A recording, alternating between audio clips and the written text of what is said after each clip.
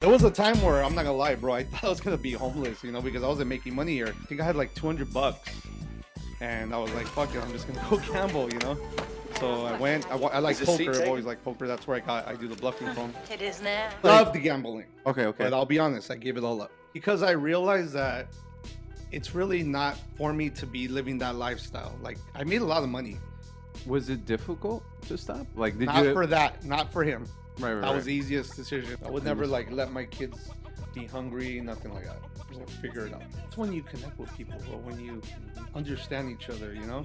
And it's not hard to understand someone, just communicate. That's inevitable. That's probably like the only true thing about life, is that we're not gonna be here forever.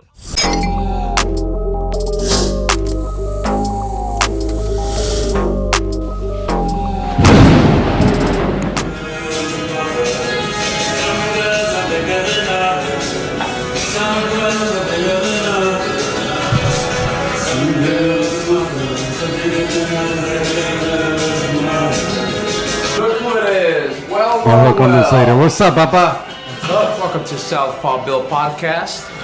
Is that the Cure? Nah, I think it's what's it called? I like it. It sounds like the Cure. Gothic music. Really? It's yeah. Can you send it to me later? Mm-hmm. Is this the same band? It's the same theme music. Test your mic. Oh. Test 1 2. Test 1 2. Is that Jason's hat? Yeah. Bro. Yeah, I got Freddy right there too. Shit. Those are my favorite characters. Yep. I'm gonna get Mike Myers and Leatherface. I don't know which side, and then the chainsaw going through my logo. Let me see it. The Freddy, It's just dope. and then the Jason's on this one. I don't know if you can see it from there or not. Really good. Yeah, but the artist here, he's an anime artist. Oh. Dude right here. He Blanca? did. No, this is what Death is Note. Ryuk. It's anime. Ryu. Ryuk. Oh, From okay. Death Note. The From character. Death Note. The anime. I don't know. Oh, okay. Yeah. No, I don't either. It looks like Blanca. Looks like Blanca. Aren't they making a new Street Fighter movie? Yeah. Coming out. Well, we're live. All right. Yeah, we're ready. All right. We're good. So we're here with Jimmy today on today's episode. Jimmy, I Do The Bluffing. Yeah. All right. Or you want to give an introduction? My name's Jimmy. I do the bluffing on The Instagram. camera's right there. And basically, I was invited here, and I wanted to, be a participant and see what's up with this podcast. I've never been on the podcast before. Yeah. So basically, funny story. I run one of the restaurants here at Chin Chin, New York Casino in Las Vegas. I've known Jimmy for a couple of years, mostly in passing, because Jimmy is our IT guy. Yeah. Well, was an IT guy, and I'd see him once in a while, and we just talk, and one thing led to another, and one thing that we discovered was our love for the house parties of the 90s. The 90s music, the 80s music, Brings back memories. the Rebel days. Any day of the week, there is an organized party somewhere in the LA area where kids ditching school can be entertained. It is 10 o'clock in the morning in South Central Los Angeles. Most of these kids are under 18. They should be in school. It had nothing to do about being political about anything. It started getting political after it started affecting our parents when Prop 187 came along. Most say they just come to dance and have a good time.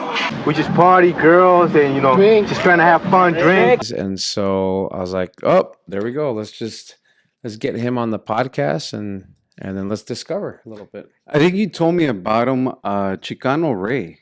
Shout out to Chicano Ray. Oh, that's right. My That's primo. yeah, Silver Fox. Silver Fox.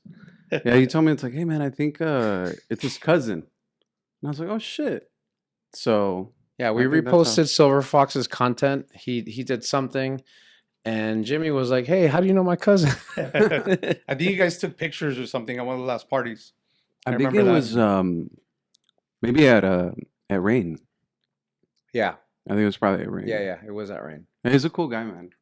He's a real cool guy. Nice guy. So he was just at Isaac's event. Yeah, Found me. He's been coming to all the events actually. Really? Yeah. That's dope.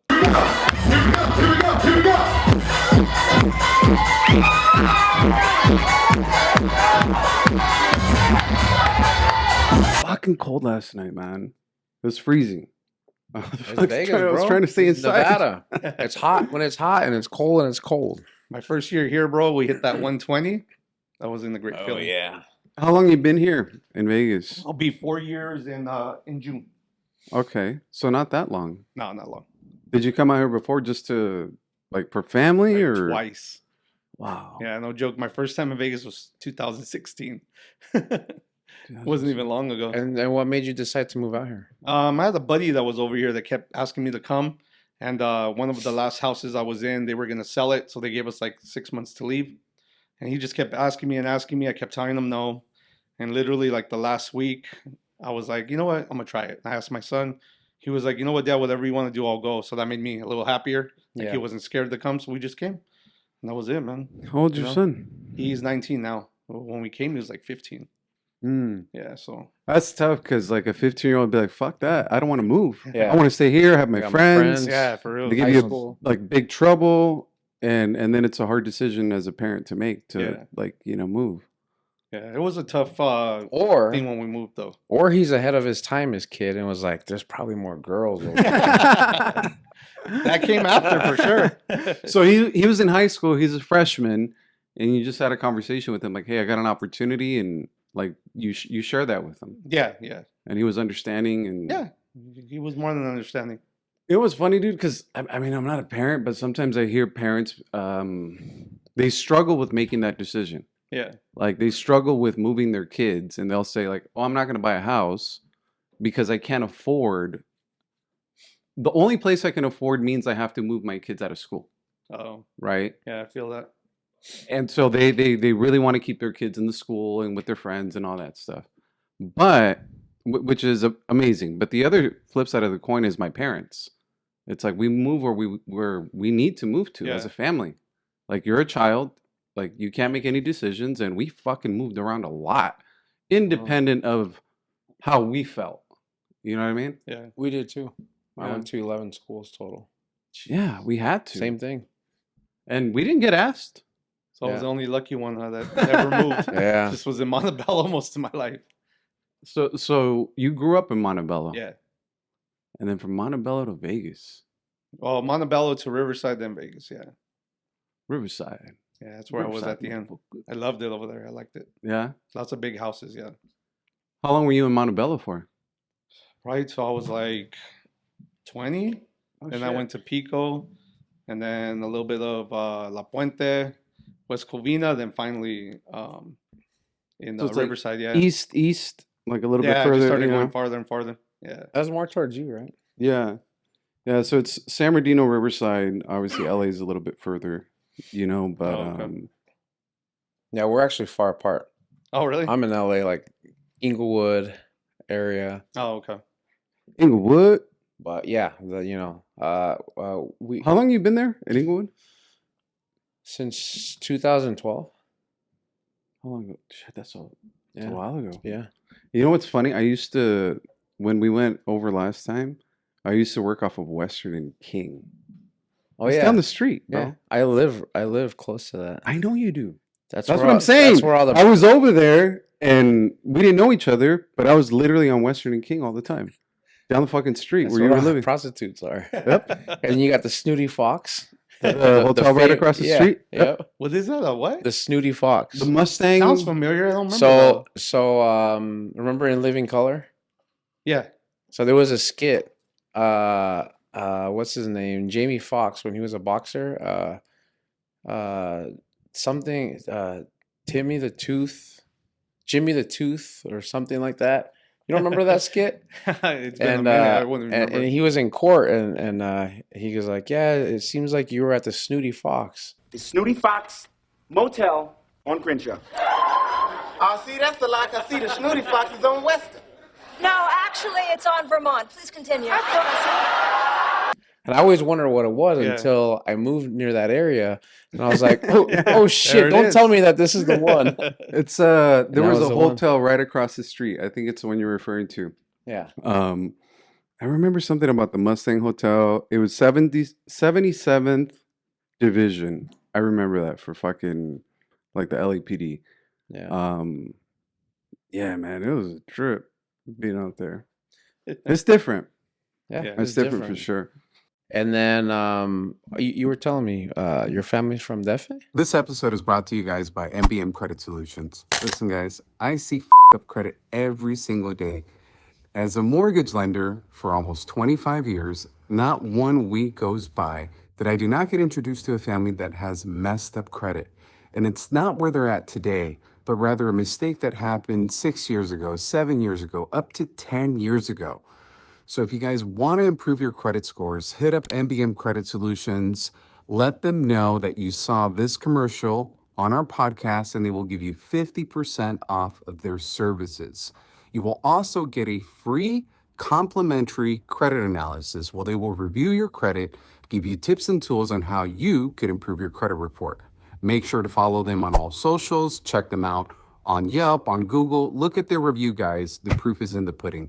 Again, MBM Credit Solutions is the only company that Integrity Home Finance refers their clients to so they can get credit ready to purchase a home.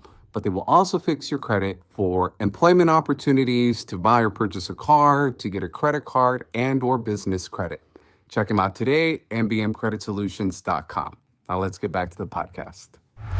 Yeah, my mom was born over there. My dad was born in El Paso, but all the family's from DF. Oh, okay, so Chilango. Yeah, that's what I've been told my whole life.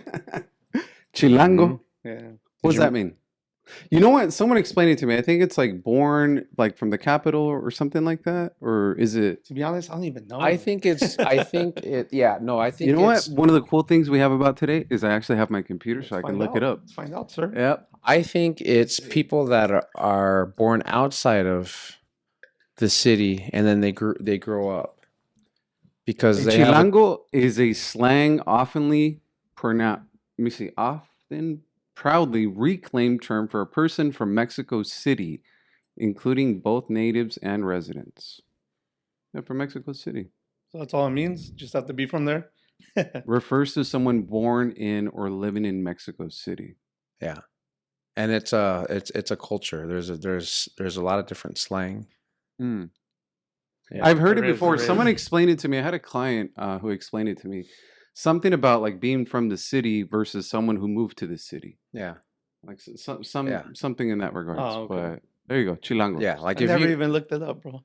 Yeah. I just said yeah. Does your mom like, yeah, that's what I That's me, bro. That's me. Does your mom speak the slang or have the accent? We all do. Okay. So you speak Spanish? Yeah, Yeah. full Spanish, yeah.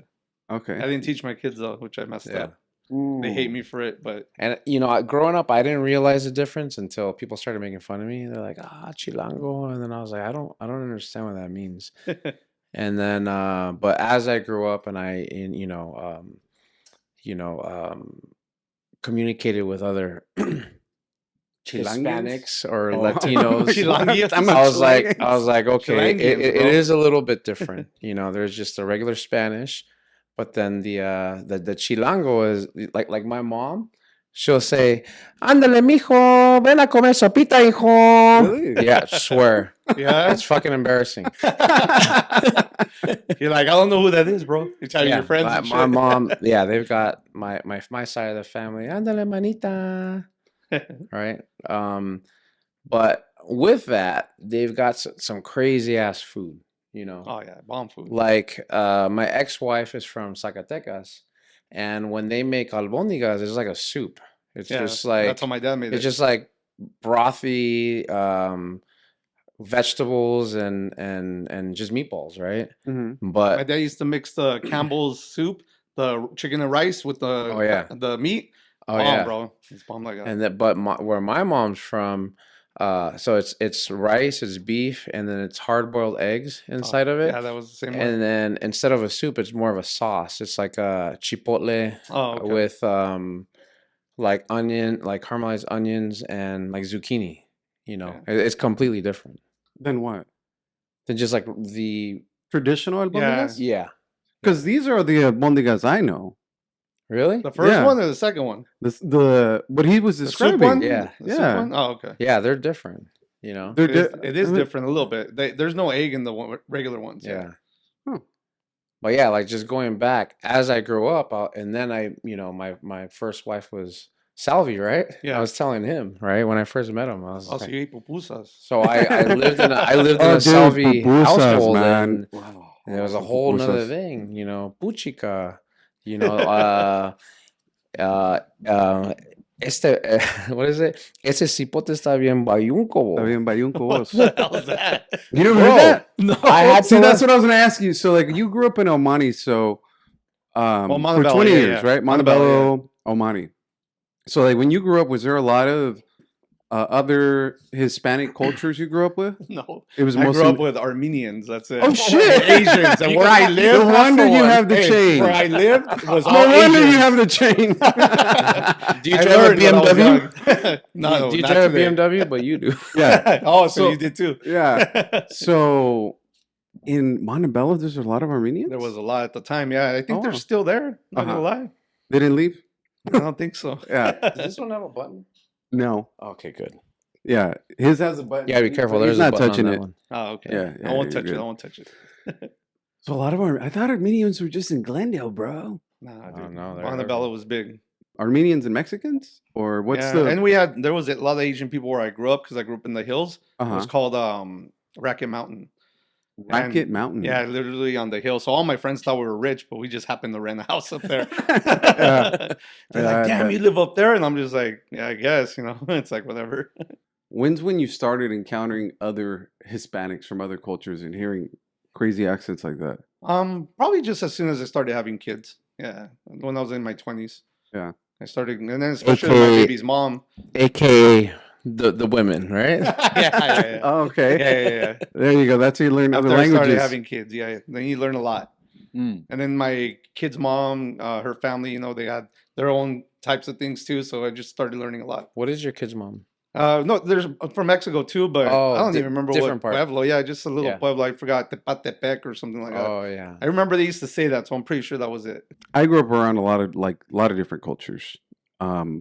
But growing up in the IE, it's primarily Mexican. Yeah. You know, primarily Mexican.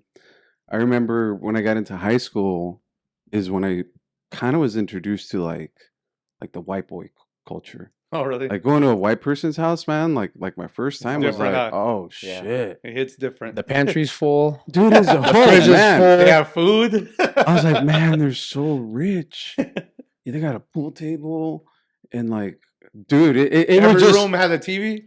dude, like stairs going, like it was because of a project in school. We had to make I think a perfume bottle or something like that. Like we were seniors and I don't know, some kind of a business project, Oh, you know. okay. So then these kids were like, oh yeah, come to my house. Like everything else up until that time is like little apartments, you know, like, you know, growing up, I guess. And then when I went to South Central, when I was in South Central, what I was going to say is I met a lot of other Central Americans because like everything else was a lot of Mexicans and whites. And then we're in your neck of the woods. There's a lot of Salvis. There's a lot of Guatemalans. Oh, and a lot of Hondurans. Yeah. Yeah. And they kind of talk like that. Yeah. We talk like that too. I mean, I literally talk like that, but yeah. Yeah. So his mom talks a certain way, I talk a different way. But it comes out more when you're like, let's say maybe I'm around my parents, or fucking around with this guy, messing around with this That's guy. when it comes out. Yeah. Like very heavily, because otherwise we were taught to just speak proper Spanish. Yeah. Like no accent, you know. Yeah. Enunciate your words. I was just watching the comedian. He's on Netflix. He's a Cuban kid. That grew up in Miami. The one that's blowing up on Right. he's on SNL too. Uh-huh. Yeah. So he's on a podcast just saying, he's like, you leave me in Miami for a couple days, my accent comes out. But right now that I'm talking to you guys, I'm using proper English. Yeah. It's like, you know, you get comfortable. you just end up losing. Yeah. You adapt to your environment. Yeah. Accents come from who you connect with, who you grew up with. So I want to know what the Vegas accent is because I haven't been in Vegas that long. Is there a Vegas accent? I don't even know. No. It's probably a West Coast accent. Oh, no! Yeah, it's closer to LA. Yeah, West Coast accent. Because people say we have an accent in California. They always say that. It's They're like, like, oh, you're from the West Coast. And I'm like, how'd you know? yeah. You know? They just know. Because we just hear their East Coast accent or Yeah. Southern accent, but we actually have one. You think it's more slang? Is that what it is? What's our accent? I From? think- I don't know, think- dude. It's fucking I think surfer. I think LA has more culture. Oh, okay. You know what I mean? Like out here, it's casinos and desert, and you know, I did my time here in Vegas, and I Yeah. lived out here, and I hate to generalize, but Vegas people to me compared to California people, Vegas people are more flashy. Oh, know, okay. Probably, yeah. They probably Everything's want to flash. bedazzled. Everything, you know, Yeah. everything's. Don't hold my hand, man. Was that your excuse to get my hand? Yeah, bro.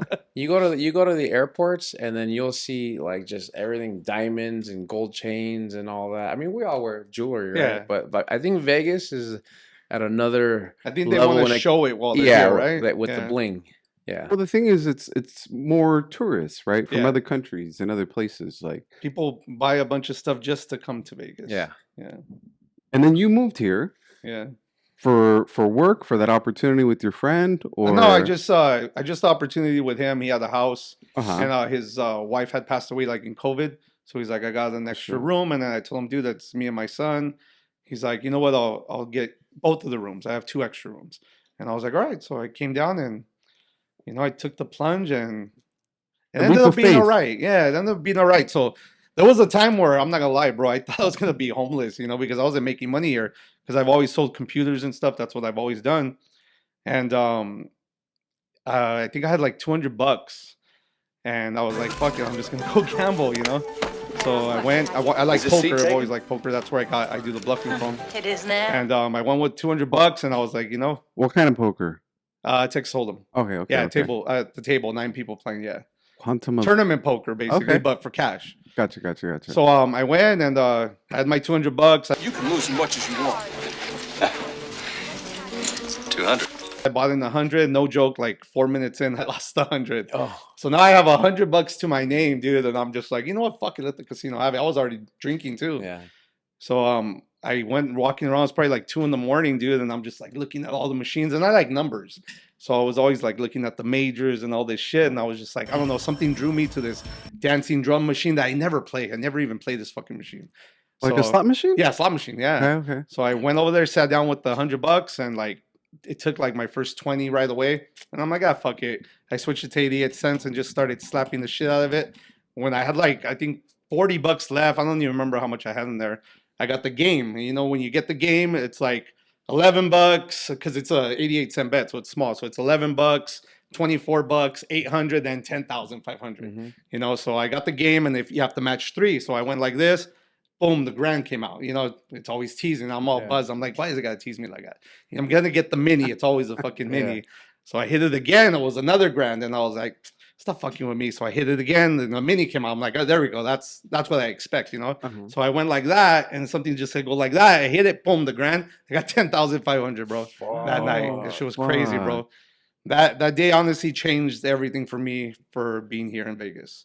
That weekend, I turned that 10,500 into 29 grand. Hold on. How Yeah, did you bro. feel when you got that shit? When you're like, Bro, it was surreal, but I knew it was real, and it was just weird. And I'm not the type that gets all crazy excited over money because I've played poker for years, so I can win thousands and be like, all right, cool, be quiet. That's the way I am at the table. So I just was like, holy shit, that's fucking grand. And then I hear a guy, did you win? And then everybody started crowding. And I was like, holy shit. And it became real when they started giving me the money. right. Oh shit. Yeah, dude. So it was kind of weird. It was crazy, man. So you're on your last dollar, your last $200. Last $200, bro. And then you because make I 10 wasn't grand. selling anything here. I Yeah. couldn't get customers or nothing, So you're self-employed, basically. Yeah. Right. That's how I So- came over here. Yeah. Wow.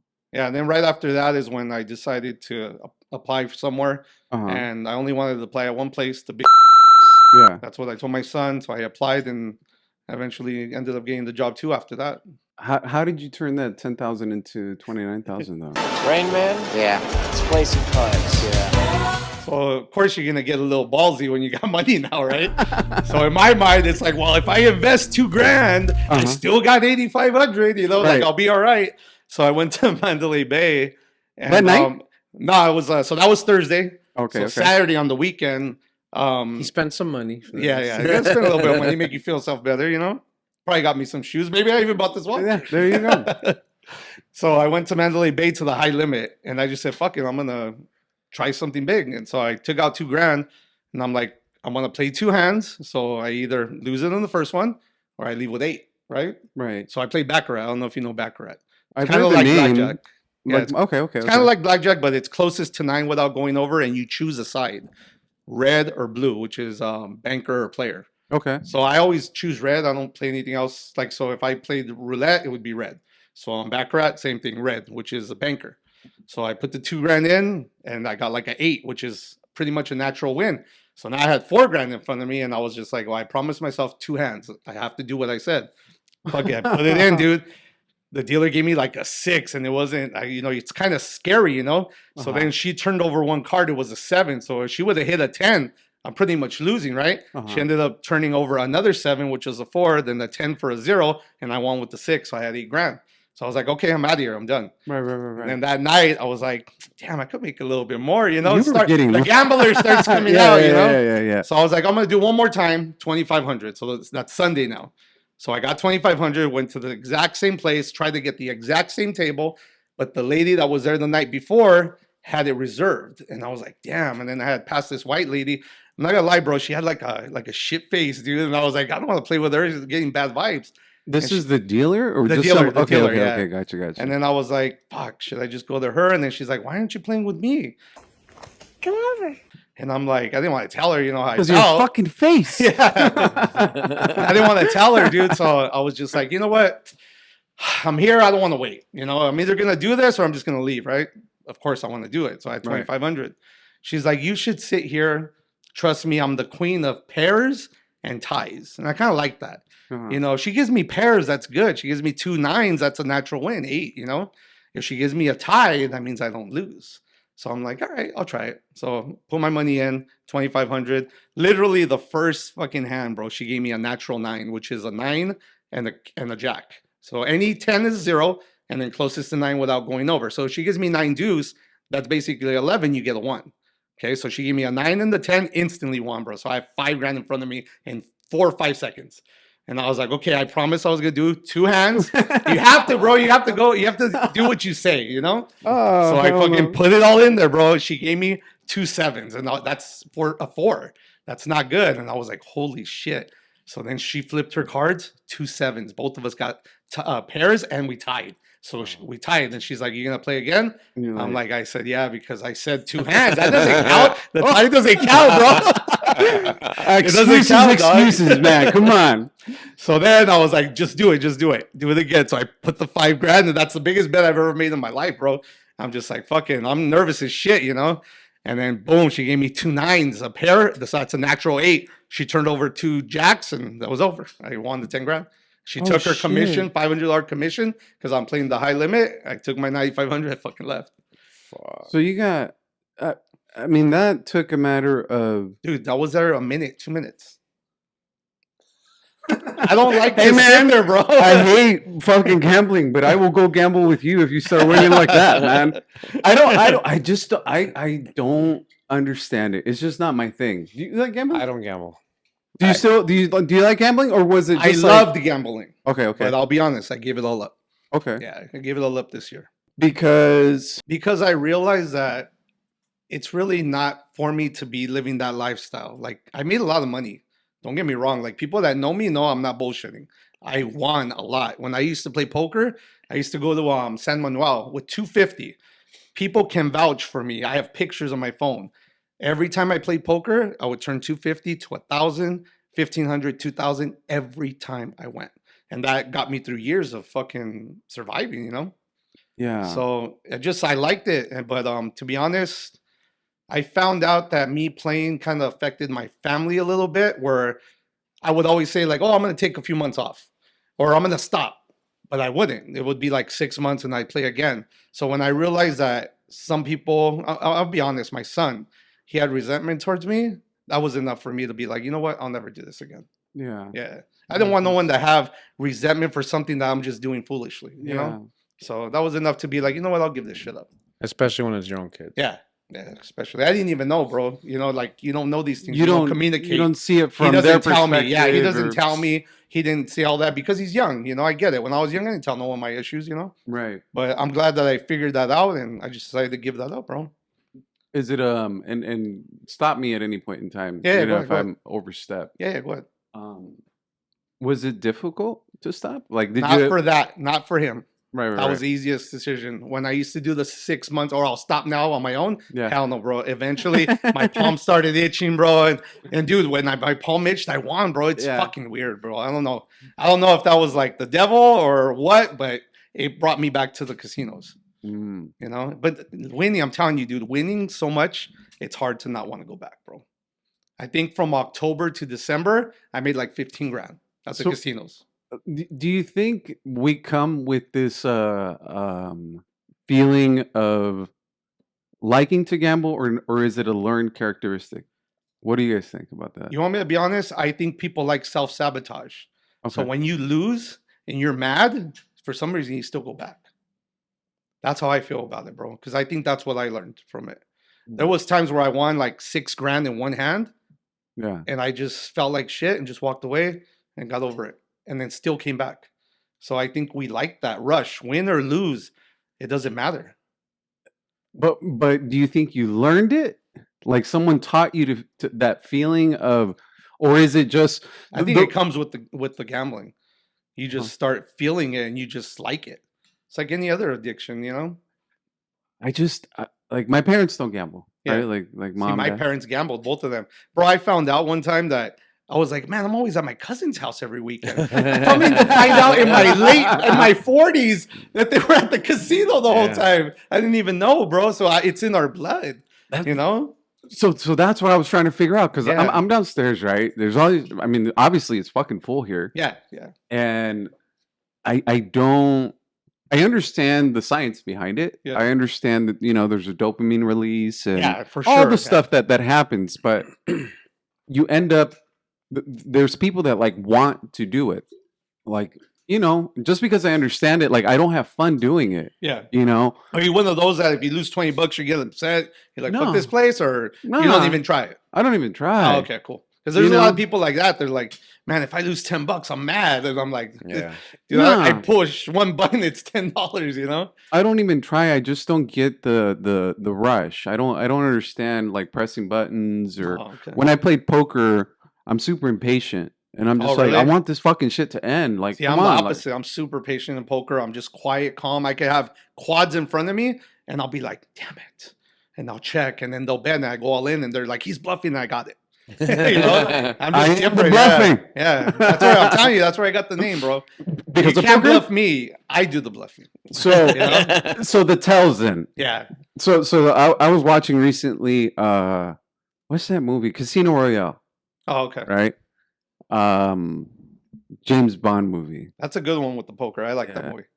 So Daniel Craig, I think he did like 7. He's done 7 James Bonds, and you know, obviously all the movies are there. We grew up watching them. Yeah. So I was watching it, and these guys are fucking betting like 2 million, 5 million, like it's crazy, dude. Yeah. It's crazy amounts. But one of the things is he's looking for the bluffing. Like, what's a bluff? What's the tell? Yeah.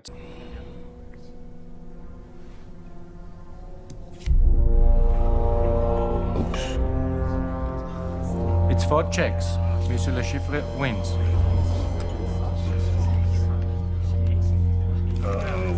You must have thought I was bluffing, Mr. Bond. So you play poker a lot. Yeah. What, like, how do you look for a tell? Like, what is To be it? honest, it's just something natural, bro. I don't even look at body language no more. I actually learned how to communicate when you're playing with your chips and your bet, because I would play online. So online you can't see nobody, you know? Right. And it's all like the numbers. The numbers wouldn't make sense sometimes, so I call. And they would jam all in, and I'm like, dude, if you really have it, would you do that? And I call, and then I'm right. Ace high is good, you know? It's just Yeah. my theory for me is just the numbers, bro. The math makes sense to me. And That's it. and it seems like the people that are good at math are the ones that win. You know, Maybe that's why I was Like- successful, bro. I love math. That's one thing I've loved my whole life. like my partner, you know, David, right? Yeah, yeah. So David, when I first started with Chin Chin, he's like, "Hey, let's go gamble." I'm like, "Nah, bro. I never win. I don't want to. applaud you. I have no money to throw in. You know." Yeah. He's like, "Okay, can you just?" He goes, "Here's $100. Just play with me." I'm like, "All right." Yeah. He goes, "We're gonna do blackjack, right?" And then so he's very calculating. Like, Oh, okay. so he was like scanning. He's like, "Okay, we're gonna sit there," and he's like, he'll watch for a couple minutes. And he's like, "Okay, I want you to sit over there, and I'm gonna sit over here." And I'm like, Like totally different table? no, same Or table, same table, just okay. different seat placement. Oh, okay. You know. And then Damn. after a couple of hands, he would move me. He's like, "All right, go sit over there," you know. And then He probably wanted to change the deck. I don't know what he. I Yeah, don't know that's what he was I don't doing. know what he was doing, but He's like admitting to fucking financial fraud, right? well, I don't know. Wait, hold on. Here's the thing. I don't. So I know how to play blackjack, basic, Okay. but I don't know like if you have two of the same number, you could like turn it into something else. Oh, and yeah, I'm just yeah. like fucking lost. I'm just like, is Yeah, it I going know to be what you're talking 21 about. or not Yeah, 21? you could split you know? juices, you could split Uh, fours and stuff like that. Yeah. And you know, and I guess the good thing about gambling is that like you can talk amongst each other and Oh, yeah, give definitely. advice and all that. You And know? that's how you can get information too, though. Yeah, and so I started learning, and then but it's just so slow for me, you know. And every time David has come here, I've come out with money. You Oh, know? really? Yeah, because he's giving me good advice, and I just listen. I'm like, all right, you know, take or you know, Yeah. pass or whatever. But without him, I've always lost, and to me, it's a waste of money. But for me, the other thing is my parents were gamblers. You know, we grew up in Lake Tahoe. You Oh, know, okay. and both of my parents worked in the casinos. So Oh, shoot. I just Okay. remember being little and see, we grew up with 3 languages, which was English, Spanish, and Tagalog, Oh, right? okay. And same thing. We would be at our uncle's house all day, you know, because our parents always went gambling all the time. You know, Yeah, the older see? cousins would watch us. So this but is something that, you know, it's- we it's- need to, I we think need it to was- realize it was like what a- we were being, It what was was I happening. think it was a generation, you know. Yeah. But I just remember several times my parents coming home like midnight, 1 in the morning, and my mom would be yelling at my dad. Oh, And okay. basically it was they got paid, you know, they got their paycheck Yeah. and he fucking put it all. Yeah. And she's on the phone with her sister. I don't know how we're gonna pay the rent. I don't know how we're gonna buy this and that, you know. Yeah. And so just growing up with that, I was like, Yeah, see, you were, know. I'm not going to say you were lucky, but that's like something that'll Yeah. stop you. Yeah. You know? I think that's probably why my kids didn't choose any of my paths, because I would tell them, they would see it, and that just made them better, which I think I'm Yeah. blessed for, you know? Because they could have just did stuff like me, and that wouldn't Mhm. have been great, you know? But I guess what I have learned is that when it comes to gambling, you have to have balls. And there's a saying Or that you can't be scared there's of, there's yeah, a you can't be saying scared of money, bro. there's a saying that I've heard that stuck to me. It's called "Scared money don't Don't make money." Yeah.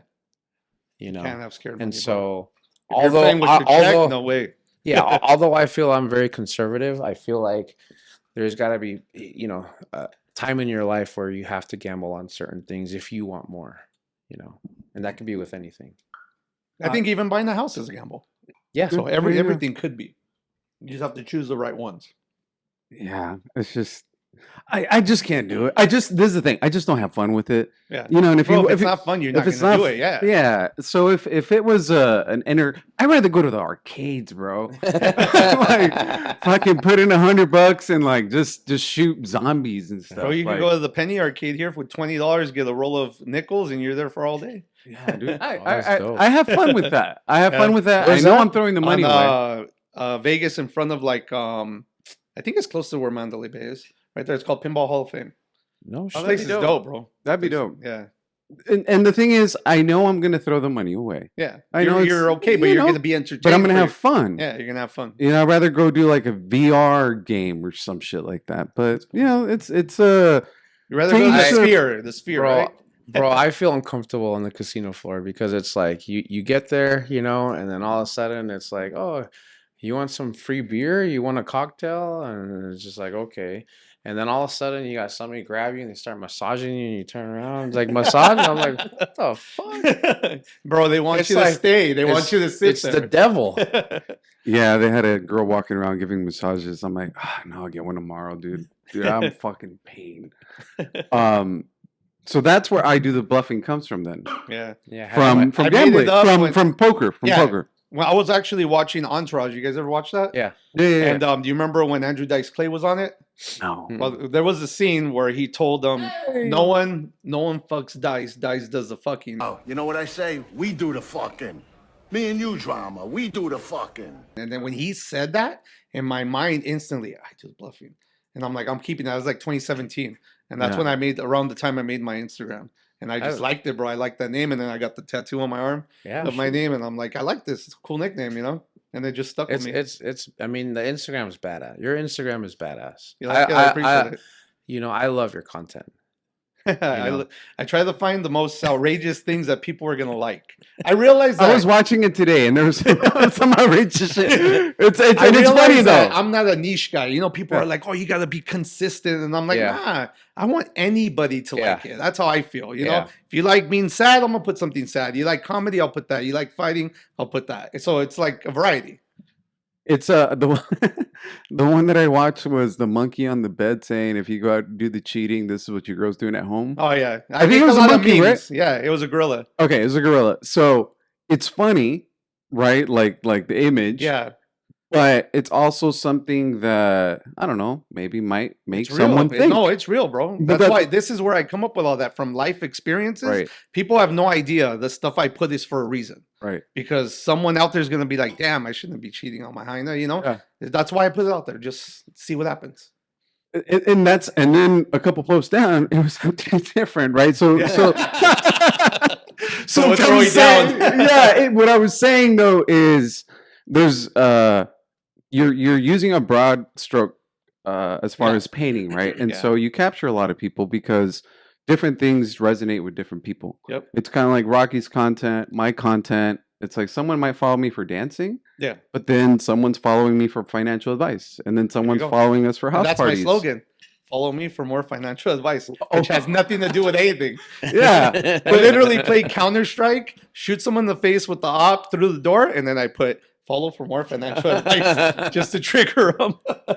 I think for me, and maybe I think it's the same for Rocky. I don't know for you, but I just want to have fun, right? And there's a lot of parts of me. Some are very serious. Some are not at all. Yeah. Obviously, there's work, family. There's just many facets, and so I'm just showing a piece of me, right? Certain pieces of me, and there's different pieces. But I don't want to be a niche person. Like, for example, all about real estate. Yeah. And it's just like always in a tie and always. It's like that's not me. Like that's what I do for a living, but like just sold this house, just sold. It's like like it's just not me. And I want to be able to have fun, and I think that's what he wants to be able to do. Yeah. Sometimes it's working out, sometimes it's the restaurant, sometimes it's who I am, and whether you connect with it, cool, and if you don't, no harm, no foul. Yeah. So yours allows everybody to come in. It's kind of like the way I was when I used to hustle, and I told you I was self-employed. I sold computers. I could sell TVs. I could sell surround sounds. I could do graphic design. I could make your business cards. I could make your flyers. I could make your website.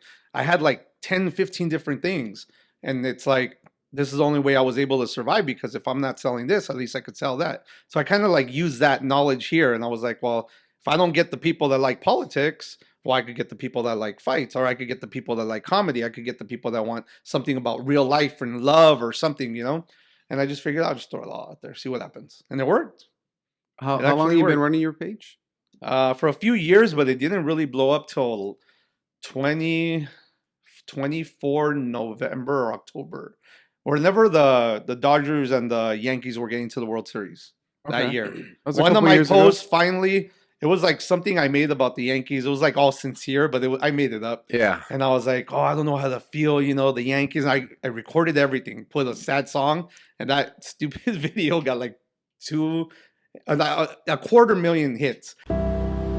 This will probably be my last, or at least one of my last, Dear Yankees rants. I don't understand what the heck is going on. I don't know what team is out there playing because it's not my Yankees. I had my friends sending me screenshots of their texts where their friends were sending them that video because they're all Dodger fans. And they're just like, dude, that's my homeboy. And I was like, oh shit, that's funny, dude. So it got around like LA, Vegas, like everywhere because I have Dodger fan family and everybody. So it just started with that post, bro. And then I got like 1,000, 2,000 followers off it. And it never stopped. So I just went with it. I just said, fuck it, I'll just ride the train. And it's still going. Do you actually get feedback from the people on your page? Like, or what's some of the feedback? Because I'm sure you get feedback. People sending you messages. People, I get a lot of bad messages. Hey, fuck you! You like the Yankees? fuck the Yankees! I get a lot of hate. So, I filter to that be out. clear, you are what? Who's your team? Yankees. In And baseball. I like the Cowboys. Yeah, Yankees in baseball, Cowboys in football. Okay. So people hate that. Okay. Where were you born? Because I was born in East LA. I was born in East LA, man. I was born in East LA. Okay. Yeah. Yeah. See, the thing is, I'm not a sports guy, so I'm like, Me either. Oh, Yeah. okay. All right. Perfect then. yeah. If you had like sports guys here, be like, why do you like that? Yeah. They always ask me, "You're from East LA. You're Montebello. You like the Yankees. Why don't you like the Dodgers?" I just started liking Babe Ruth when I was a kid. My dad used to watch his documentaries. You're the babe. The Sultan of Swat. The King of Crack. Crash and 100 other dopey names. Okay. I fucking became fascinated with him. Yeah. Come to find out he's a Yankee. And then when I was like 13, Jeter was in the minors going to the Yankees. And I just started liking him, watching him on TV because he was big news. Right, right, And then right, I was right. like, wait, he's a Yankee. And I just said, okay, I'm going to keep it. And then one day I bought me a jersey because I used to sell mixtapes in high school. So I used to buy me Pippin shoes and jerseys and everything. And I bought me a Yankee jersey and it just stayed like that forever. There's I know a guy who's a Yankee fan. Well, I think I know a few, but he's an older cat from New York. Like he's Puerto Oh, Rican, okay. grew up in New York. He's here now. Yeah. His family's all LA, and he's like New York all the way, baby. Yeah. Like always New York. But I can't speak with that passion about sports because it's just not my thing. But a lot of people online they can. So they hate the fact that the video that you made you were talking about the Yankees? Yeah, I was talking about because we were getting destroyed in the World Series. So I kind of like just poured out kind of like how I felt Okay. and then made content with it. And I was like, I'll Okay. just post it. Fuck it. I like the way it came out. And I got actually a lot of love on that video, even from Dodger fans. They were like, man, you're so sincere and all that. I'm telling you, I just made that up and recorded it, posted it, put the right pictures in the right spot, put the right music, and it came out good. And then you've just been writing it ever since. Yeah. Is it because I know that you're an entrepreneur. You have your business where you work, right? Yeah. The business that you work for on yourself. Yeah. And then you're running this page. Yeah. Does the page help you with your personal business, like the? I as haven't an really used entrepreneur? it for that. I tried it a few times, but I figured I'm just not going to mix it. I want to maybe eventually, but I haven't. I haven't really tried it. Once in a while, I'll throw a little something out there. Yeah, I've sold computers because of it, but that was before it got big. So I just decided to just leave it alone. Because you do IT, right? Yeah. That's what you do. Yeah, I'm just a computer nerd. You're a computer nerd. Anything computer. I'll fix it. I'll sell you one, whatever you want. What's the first one that you bought? You bought it for how much, and how much did you flip it for? Or what was that story? Oh, I think I was 19 when I bought my first computer at Circuit City. And you guys remember that? Dude, it was like, so it was tax season, Are they right? still around? No, they're Really? not around. They're gone? No, they're gone, bro, for like 20 years probably. Oh shit! Not gonna lie. Oh, So I bought the computer and it was like $3,000. Uh-huh. And I like Counter-Strike, so I played that. Me and my baby's mom, she played it too, and it was just a thing we loved to play. And then probably a year later, they're like, dude, you need to upgrade. And I'm like, what the fuck? I just spent $3,000. So I found a buddy that knew how to build computers, and he showed me how to get all the parts for like $1,000, bro. Like it wasn't expensive at all. So I got all the parts. Newegg? No, back then it was I think it was multi-wave. It was M-Wave, yeah, back then. And I just bought everything. I had everything at my house, like at the table. I had no idea what the hell I was doing, and I just figured it out in like 7 days. I ended up having Windows boot up, and I was like, "Oh my god, finally I did it!" You know. But I mean, you just took a computer apart. No, I got all the he pieces. bought all the parts. I bought all the pieces. Uh-huh. friend My told buddy him- showed me what to buy. Okay, And he's like, if you want to save money, get all these parts. So I bought it all, and then he told me you got to figure it out. And I was like, all right. So I did. So I bought $1,000 worth of stuff, Uh-huh. put it all together, and then at the time, my kid's mom's stepmother, I think, she was like, I need a computer, and I have 1,800. Can you do something? And I looked over there. I was like, yeah, I got a computer, and it was everything with the screen and everything. And I'm like, I'll give you that for 1,800. I took it to her house, put office, whatever she needed for work. She loved it, and I was just like, dude, I just made $800. Mm-hmm. And I'm like, all right. So I put the 800 away, and I got 1,000, build another one. And then my brother or somebody was like, hey, I need a computer, and I just started selling them, bro. And it was big profit back then, back in 2000, 2001. I mean, people still build computers now. Yeah. right? Yeah, but Obviously, with nowadays more everyone gamers. thinks they can be a computer builder, just like everyone thinks they could be a DJ. You know, And Like it's- everyone it's not thinks they the can build same. their own weapons too. Yes. Not only that, you could go on a website and select the parts. Oh yeah, and then they'll they'll build it for for you. Yeah. But see, there's things that people don't know that you have to have the right parts. So anybody could build this, right? Yeah. But in 6 months, it'll probably die on you. Yeah. You know, and I've been building computers so long, they last 5 to 10 years minimum. So I have that experience. Even my kids, sometimes they're like, oh, don't get this, don't get that. And then I teach them and they learn, you know, even troubleshooting sometimes. They'll be like, they want to help me or something and fix my computer, and they get stuck. And I'm like, all right, you know, you got to do this. We're going to start from the beginning. We fix it. And they're like, damn, I wouldn't have thought of it like that. It's just, I like hardware. That's my passion. You're like, press that red button right Yeah. there. You're like, that's the power off Yeah. button. Hold it down for 5 seconds. Can you restart it for me? Can you please? start it for me, please? I hate when I have to call IT back in the day.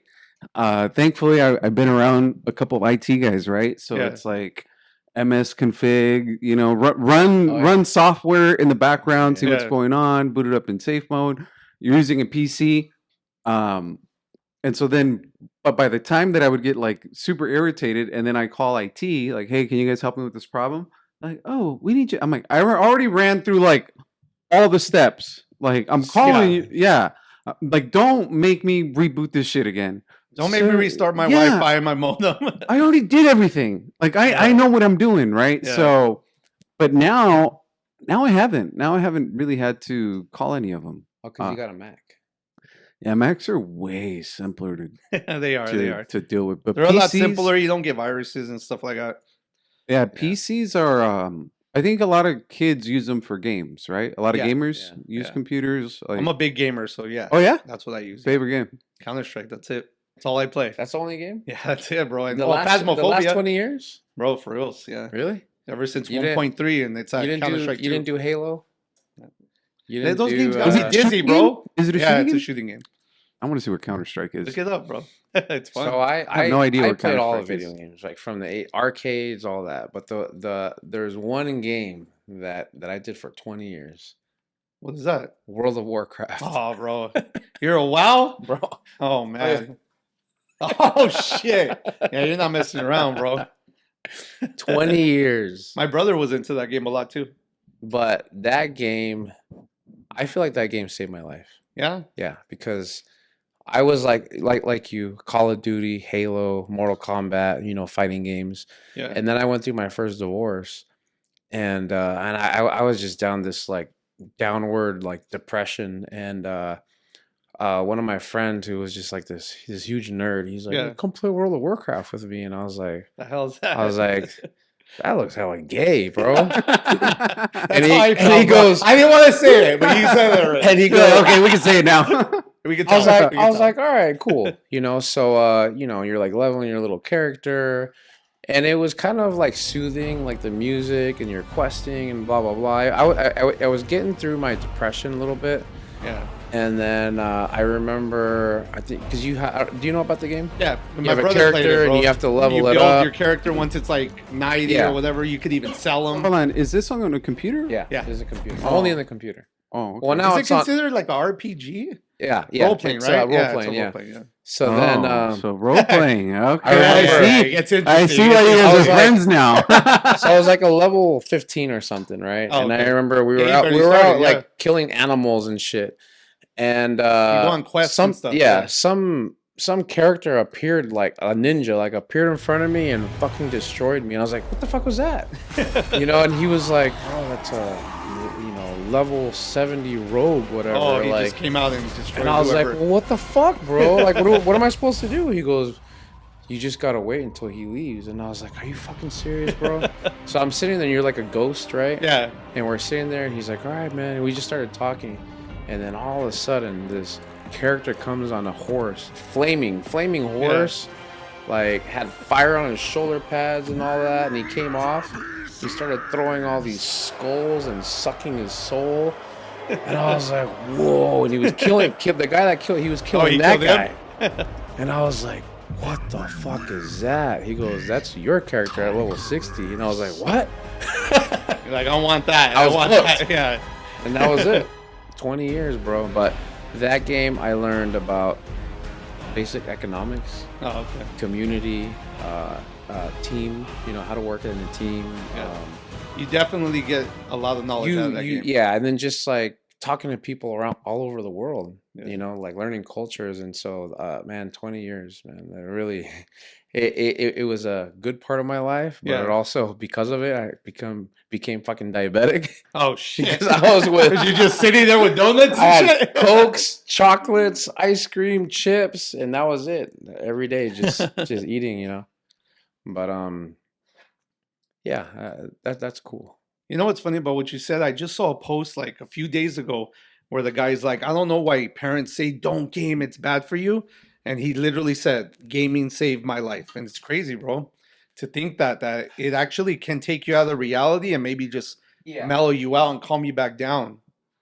Maybe level you back up where you need to be, because you lose yourself. It's in like the they game. say, too much of something is not good, but I encourage kids, because like you learn what do you call it,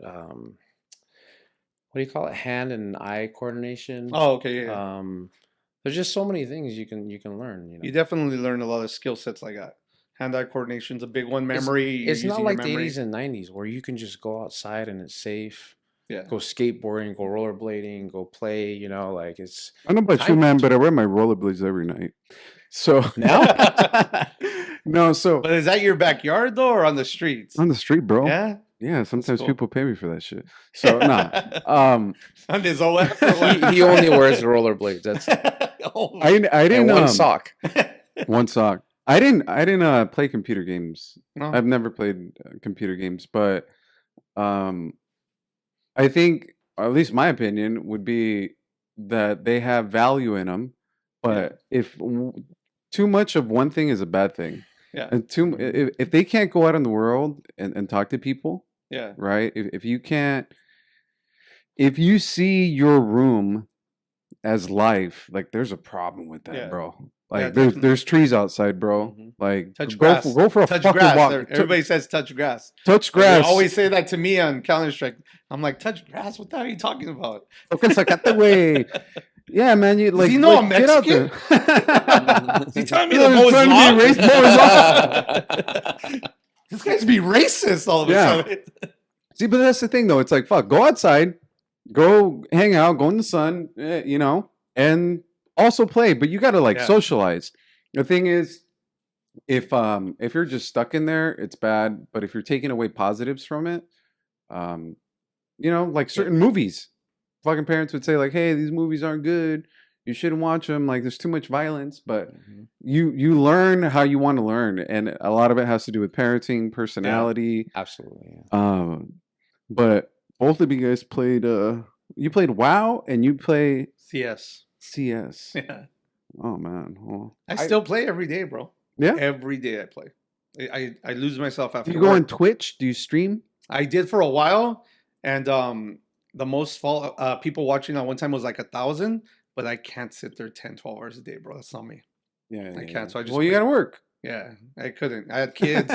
I had to make money. I had to feed mouths. You can't just sit there. Maybe I would have became famous, but honestly, I don't want to do that. Yeah. I can't. Even if I would have became famous, I don't want to sit at home 12, 13 hours a day, being on stream and having to listen to someone tell me what to do or something, you know? What about those things that kids do where they call SWAT? You've been swatted? That's fucked Yeah, up. that shit's crazy. That's crazy. You know what that is, right? Well, they call SWAT on you or some shit like that. No, like, basically, or- like if he's streaming and say I don't like him, right? And he accidentally shows me where he lives or something, or I get his address. Sometimes guys accidentally put their address on the screen because they're ordering something while you're live on stream. And then they'll be like, oh shit, they'll screenshot it or rewind the stream because they'll be recording you. Yeah. And then they'll find your address and they'll call the cops and say, hey, he has guns or he has drugs. And the cops will come raid your house while you're live on stream. That's swatting. shit. Yeah. That's something scary, to be That's honest. scary Yeah, as it is. hell. I've watched guys literally get swatted. They're like, what the hell? Fucking guns at their head. I'm just like, holy shit. That Yeah, sucks. that's scary You know? as There's a hell. lot of haters Oh, out there. yeah. That's a Fuck real all that. thing, bro. It's crazy. So don't do that. Yeah, don't be a swatter. Don't be a swatter, man. Yeah, just be a That's good person. Be a good person. Yeah. I would play that game on what's that? The Oculus one? So Oculus is that virtual reality, yeah. right? So I don't know, there's like this space game in there. But I remember like there's fighting games. I've like hit my TV, like, you know, like playing it. The most that I played was probably like PlayStation. PlayStation 2. I used to love PlayStation. I bought a PlayStation, the newest one. I have a 5 too, and I don't even use it. Yeah. It just sits there. Me and my son Metal bought it. Gear. I think Metal Gear is the one I bought. Oh, there's a new one? I think, well, it's one of the previous ones. It has like okay. different versions included in it. He's probably talking about the old school ones. Oh, okay. Yeah, I it used to has love the Metal old, it has Gear. the old school one. Yeah? The dude with the eye patch? That one. There I you used go. to love Metal Gear Solid, bro. That shit was dope. Solid Snake. Yeah. Driver, Tony Hawk. Tony Hawk was the best. I used to love Tony Hawk too. That was fun. I like Mario, bro. Oh, yeah. Super Nintendo Mario. I played that. Dude, I got it when I was 6 or 7. I played it till I beat it and then just started over again. Just kept doing it. I got one of those consoles that has all those games. Oh, yeah. Those are dope. I have one Just too. to like revisit once in a while. They're fun. I wanted to ask you back to your like the early computer days. Is that 90s or is that already in the 2000s? 2000 and up, yeah. Okay, so were you like one of those guys that like burned a lot of DVDs and burned CDs and sold them at the swap meet? Nah, I would have the stuff though on my Yeah. computer so I can have it. Yeah. Yeah. Were you a That's funny. Napster guy? Napster, the only one I LimeWire. remember Yep. was, I think LimeWire. No, Bear or something. BearShare. I remember that one. You remember BearShare? I remember that. Those days were dope. Yeah, they were. Because then you would get getting music- mixes that you couldn't find anywhere. Yeah. I would try to download music all the time from Napster, LimeWire. But I don't know. I don't think I was like that big into it. I think I was using the internet more for chat rooms when I was a fucking okay. kid. Yeah, I was. ASL. You're on iMessage. I was like ASL. Here's the thing. I was driving a 1997 Dodge Stratus, and I had the Pioneer deck, you know, with the dolphins. And I had a book of CDs, right? And I shit. remember the first time my car got broken into, they took my book. Oh, And there was like, you remember there were like $20 per CD Yeah. back in the days, They're right? So I was expensive. like, fuck that. I ain't spending all that money again. So that's the reason why I got into Napster. Oh, okay. I was You downloading- recouped. Yeah. It's probably because he didn't pay the $1 or the 1 cent for Columbia House. You know, probably, for did he the still owe them? Yeah. The magazine subscription. He still Dude. gets text messages from them. Dude, I think all of our parents, or at least my parents, it'd be like a box of CDs that would just show up all the time. Bro, I did one of those for my mom, my dad, for me. And I just send them all. Yeah. Got all the CDs and just, I don't even know what this is, but I'll do it. Yeah. Jose, Roberto Carlos, Ray Yeah. Conniff showing up at my house all the That's how I time. got the Snoop Dogg Doggy Style album. There you go. I got Really? that. Yeah, I was off that shit. I'm the one that signed up for it. And I got like 2 CDs that I wanted. And somehow, I don't know if my mom got a hold of it and changed it, but it was like Luis Miguel, Los Bukis. I'm like, what the fuck is this? The only thing that came good out of it was the Maná CD. Oh, and I was that's like, the- oh, that's shit. the shit this right is there. dope. I remember that. And you know, speaking about music, you were a DJ. I think you were telling me you were. Yeah, a DJ. when I was 16, I got into the hard house scene. Oh shit! Yeah. Shit. How did who introduced you? Do you know? Do you remember that Let way? me see if I can remember. Actually, no, I started. It was my friends, bro. They were into that before I was, and so everybody was either a rebel or the jocks or then the thugs, and obviously I was a thug. I wasn't a rebel. Eras un matón. Even though I had the bangs for a while, I you? still did the thug thing. I tried the rebel thing for like maybe a little bit. Did you? And bleached. Hey, you know what's crazy? Like no one believes me, but I'm gonna tell you something. When I was young, my brother used to cut my hair because I would save money. One time he messed up my fade, and he's like, "Well, I'll just leave your bangs, because that's only a good part." And he shaved everything off and left my bangs, and no one believes me, bro. They're like, "Oh, you're full of shit. You copy everybody." I'm like, "Nah, bro. I'm You're not a trying to be a copycat. rebel, dog. I'm not a copycat." Did you have the so I had the short better ones or the long bangs that covered everything. you I used to make it look like this, bro, like where Yeah. my bangs covered my whole head. Did you have the? Did you put what is it? 3 flowers? Yeah, I And used to- fucking and the what do you call it? In the hairnet? The hairnet, yeah, with the 3 black, flowers. the black palm cone. Yeah, bro. I had When that you put shit your too. finger in. I had that, and then during the rebel time, I had the little switchblade comb and shit. See, that's I used to cut the neighborhood's kids' hair all the time, Oh, okay. and I'd fuck up their hair. You know? Oh, were you young? Yeah, dude. I was like probably like 12, 13. Oh, okay. You know, That's and- why. With clippers? Yeah, I've been cutting hair since then. I fade you up like Yeah. tight as I fade, can't- bro. Hey, bro. One day, fade me up. Ah, let's go. Fade both of you up. In the Hey, shower? you can't fuck it up, bro. In You the can't fuck shower it with up. the razor? Yeah, I know. Be like, hold on. Scoot back a little. Scoot back a little. So, Oh shit, we're all bald. yeah, exactly. That's why I'm wearing the shirt that my mom gave. Can you What read does it, say? I Rocky? can't read it from here. Let's see. O con este, what? Cuerpazo. ¿Quién ¿Quién necesita pelo? Damn, dog. That's a dope Yeah, shirt. there you go. Necesita All pelo? bald ones. Yeah, my mom gave it to me. We're all 8 balls right here. I know. So I used to cut all those kids' hair, fuck it up all the time. I used to mess up, like, nick them on the neck for Miguel and Diego. So your brother messed up your hair, and that's the truth. Yeah, no. Like, hey, I'm man, not I even fucked up your hair, but bullshitting, you know bro. what? I'm going to fix it and just leave it like that. Bro, everyone tells me I'm full of shit, but what do I have to prove? Like, I don't got to prove myself. And I'm going to tell you another one. It might not be me. Maybe someone else did it, but I had the overalls. My mom bought them for me, right? He still fucking She wears would them. buy them for cheap in downtown. And I was like, I just gave in. I'm like, fuck it. They look like Levi's. They were some off brand. Bro, it broke. And I didn't know that day. And it flew over. And all of a sudden, every week, like a week or two later, everyone was doing that. And I was like, Oh yeah. that was it. It was a Head style. now. Right, yeah. right. I was like, all right, cool, whatever, I still rock overalls. Yeah. Yeah. Oh, shit. I I haven't wore overalls since I was in like intermediate.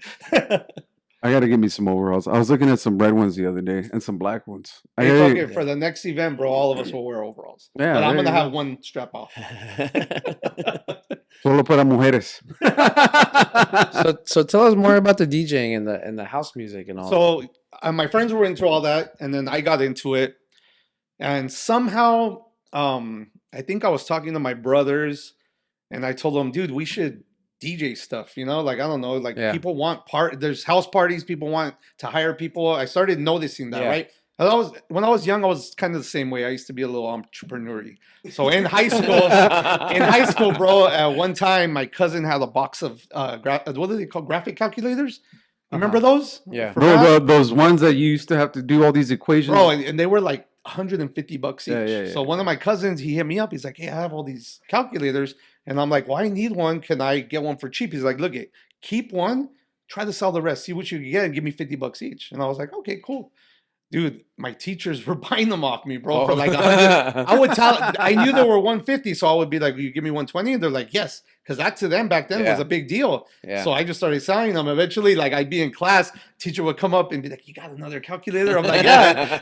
And I just started slanging calculators at school. And You were 16? I was 16, 17 around that time. It was high school, yeah. That's So, funny. dude, I'm telling you, for like a whole year, I sold graphic calculators out, even to my friends and shit.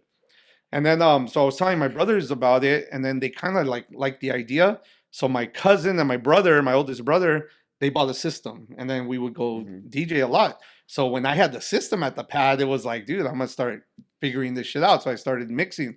So when I was 17, I would work at Tough Guy Records. I don't know if you guys remember that in Montebello. So outside of Montebello High School was a little record shop called Tough Guy.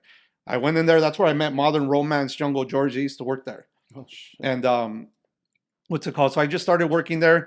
They didn't really want to pay. They kind of wanted me to figure out how to do the credit thing. But eventually it was like, oh, just get some records every week. I was cool with that, bro. I had no problem with that. So then I was on the side doing my calculator shit, and I always sold. So I started selling mixtapes after I learned how to DJ. Yeah. Bro, kids with pennies, quarters, bags, and I would sell the tapes for like 10, 20 bucks, bro. Ridiculous prices, but people were buying them. Yeah. So And this was at school. in school, yeah. Okay. So eventually I started buying more records and started learning, and then just it became a passion, to be honest. I love matching beats, and like I said, the numbers, you know, you start figuring out the BPMs. And I just liked it. It was fun, bro. I did that for a few years, probably till like 2022, maybe around there. Do you have a DJ name? DJ Traj3k, yeah. So there's an OG DJ Traj3k in Chicago, which I never knew about, but that was actually my tagger name. I spelled it Traj3k. He spells it JIC. Yeah, so that was the only difference. It's a lot of old school hard house music, DJ Traj3k. That's all I liked, yeah. And I liked everything he did too. So it just, I don't know, it just was a coincidence. He was in the East, I was on the West. Yeah. Yeah. I had no idea who he was, bro. Right. And then they're like, oh, you copied that guy. I'm like, what guy? I don't even know who you're talking about. Yeah. You know? I used to put that up on the bleachers. I was talking to a DJ maybe like 2 weeks ago. And, well, two of them. One of them, same thing, same situation. I didn't know this guy existed. I've been DJing since the 90s. And it's just like, there's this other DJ who became, you know, popular. Oh, okay. His name is very popular now. So, like, I kind of have to change mine. Like, not because of anything other than it needs to be separated. But I've been DJing since the 90s. And, you know, he's been DJing maybe the 2000s. But he didn't take offense to it. Like, it's not like a bother to him. Yeah. Like, and then I have another DJ who was saying the same thing, like, man, I kind of want to change my name because there's all these other DJs that are continuing to, they have similar names. Oh, okay. So sometimes it's like, if you're not that creative, right? Or maybe like, if it's something like, you know, sort of mix a lot, all of a sudden you end up using it. Other people are going to come up with a similar idea. I think it's poor. It's a poor thing to say or assume that someone took it because they saw someone else use it. Yeah. Like, I don't know. Assume Everyone the best always intentions. likes to have their opinion, bro. That's all it is. Yeah, assume the best intentions. They probably did come up with it, just didn't know. You're on the East, he's on the West. But I had vice my versa. tagger name probably like 10 years before that, you know? So Yeah, teach me how to tag, bro. I don't even know if I remember, but I used to make my own markers, bro, with the Avon fucking deodorants. Bro, no joke. So the Avon deodorants, I used to empty it. Okay. And I put a marble inside, paint, and then a sponge. And then I would glue the sponge to the tip on top. Bro, it was a fat marker. Yeah. They used to steal them from me, the older guys that's in elementary, bro.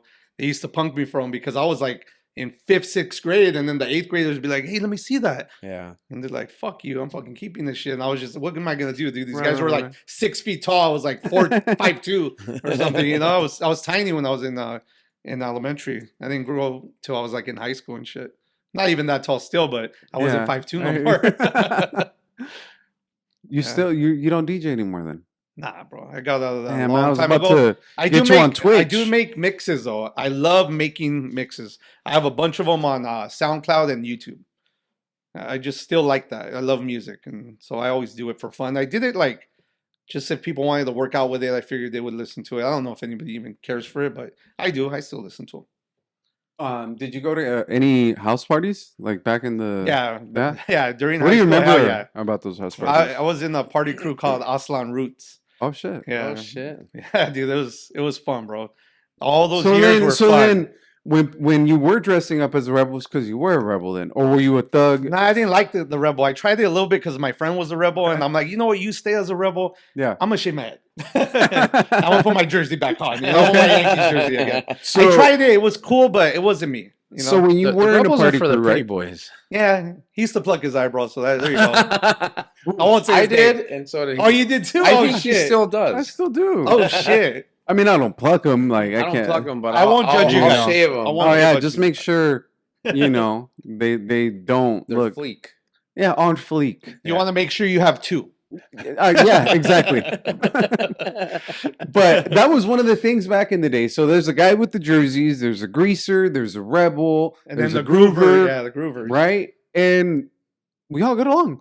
Bro, Like, it was the best times ever, bro. everybody was hanging out, No having a one good time. cared to fight, nothing. It was all about having fun. If they cared to fight, it was usually because someone from a gang or something, and then just don't go That's back to how the it area, worked. you know? Or it was a gangster, and no disrespect, right? Yeah, yeah. Of course. Yeah, But it's of the course. gangsters that saw that there was a lot of girls going to these house Yeah. parties. All these guys were getting all the girls, so they're like, "Oh, well, we're gonna go to that," and then Yeah. that, you know, They always wanted to get yeah, in, they like always late wanna at get night. in, and Yeah, and then they caused a ruckus because, yeah, you know, we didn't want to let them in, you know? I honestly remember both, man. Like, I hang out with a lot of party crews, and it's just like there will always be some knuckleheads. You know, no matter what, bro, and yeah. the thing is, independent of party crews, Yeah. right? Like, you just go to a backyard boogie Sunday, you know, just hanging out. Independent of whether a person's in a party crew or not, you get that much alcohol or that much drugs into little kids Yeah. or young adults, and there's girls involved, testosterone. It doesn't matter whether you were from somewhere or not. It's all a just recipe for disaster. All right, day, bro. but you add that factor of, you know, party crews and you know, some guys getting older or neighborhoods, Yeah. then it starts getting a little more like, maybe I don't want to be here. Yeah. Like, You make better decisions. bro, I had to like, I mean, all my friends, you know what I'm saying, like, but it's just like, it's not worth it. Yeah. Like, it's getting a little too violent, man. Like, you guys Yeah. are starting to act a certain way, and again, it was the rebels too. Like, I think it got worse over the years, and Yeah. that's why I got out of it. Yeah. I didn't want to be at the party and then they're fighting every time. Yeah. It's like, you know what, I'll just stay home. it's getting Well, shot my kids, up. I'll You got to stay home run with my away.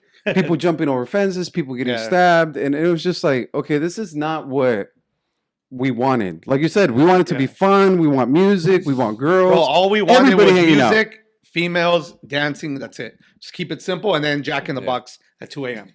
That's it. there You you guys go. remember all that, right? Chili cheese fries. Yeah. Do you guys ever remember Pete's Patio? No. Okay, that was a dope I'm spot. not from in- LA. Oh, that's right. Yeah. There was a place called Pete's Patio, and they had like a wet burrito. We would go there at 2 in the morning. That shit was shit. Where's fire, this bro. at? Montebello? It's I think it's like Downey. It was like somewhere like on Florence. I just don't remember the exact streets, but up there. When you party, did you party out there in LA, like for house All parties? Or? mainly the same area, but we also went to El Monte, sometimes IE. We would end up at IE a lot, though, to be honest. There was a lot of stuff over there. There was always like a warehouse that they would just shut down, and they had music, and we would just show up. And what do you remember paying when you got in? To be honest, I used to always go with all the girls. Yeah. So I'd be like, bro, if you want the girls in there, you better like charge me. And Right, then, right, so right. I never really knew we would get in, but I think it was probably like $5 average. Probably like $5. Yeah. Had to be something easy. I know it wasn't $1, but 5, 10 max, but I don't think people would go for 10. Back then, we didn't want to pay for fun, bro. We just wanted to have fun. And we were kids. So Yeah, how the hell we are you were gonna get young. $10 from? Yeah, you're not going to get $10 from nowhere. Unless you were slanging something, you know, like calculators. Like calculators. I remember, dude, it was just, there was a lot of house parties, call the party line. Nightclubs, I think like the first nightclub I was at was maybe I was like 13. But it was thrown by like a crew. Like remember there's what- several party What crews. club or no? It was in San Bernardino somewhere. Oh, okay. It was I remember like people were like, what the fuck is this little kid doing here?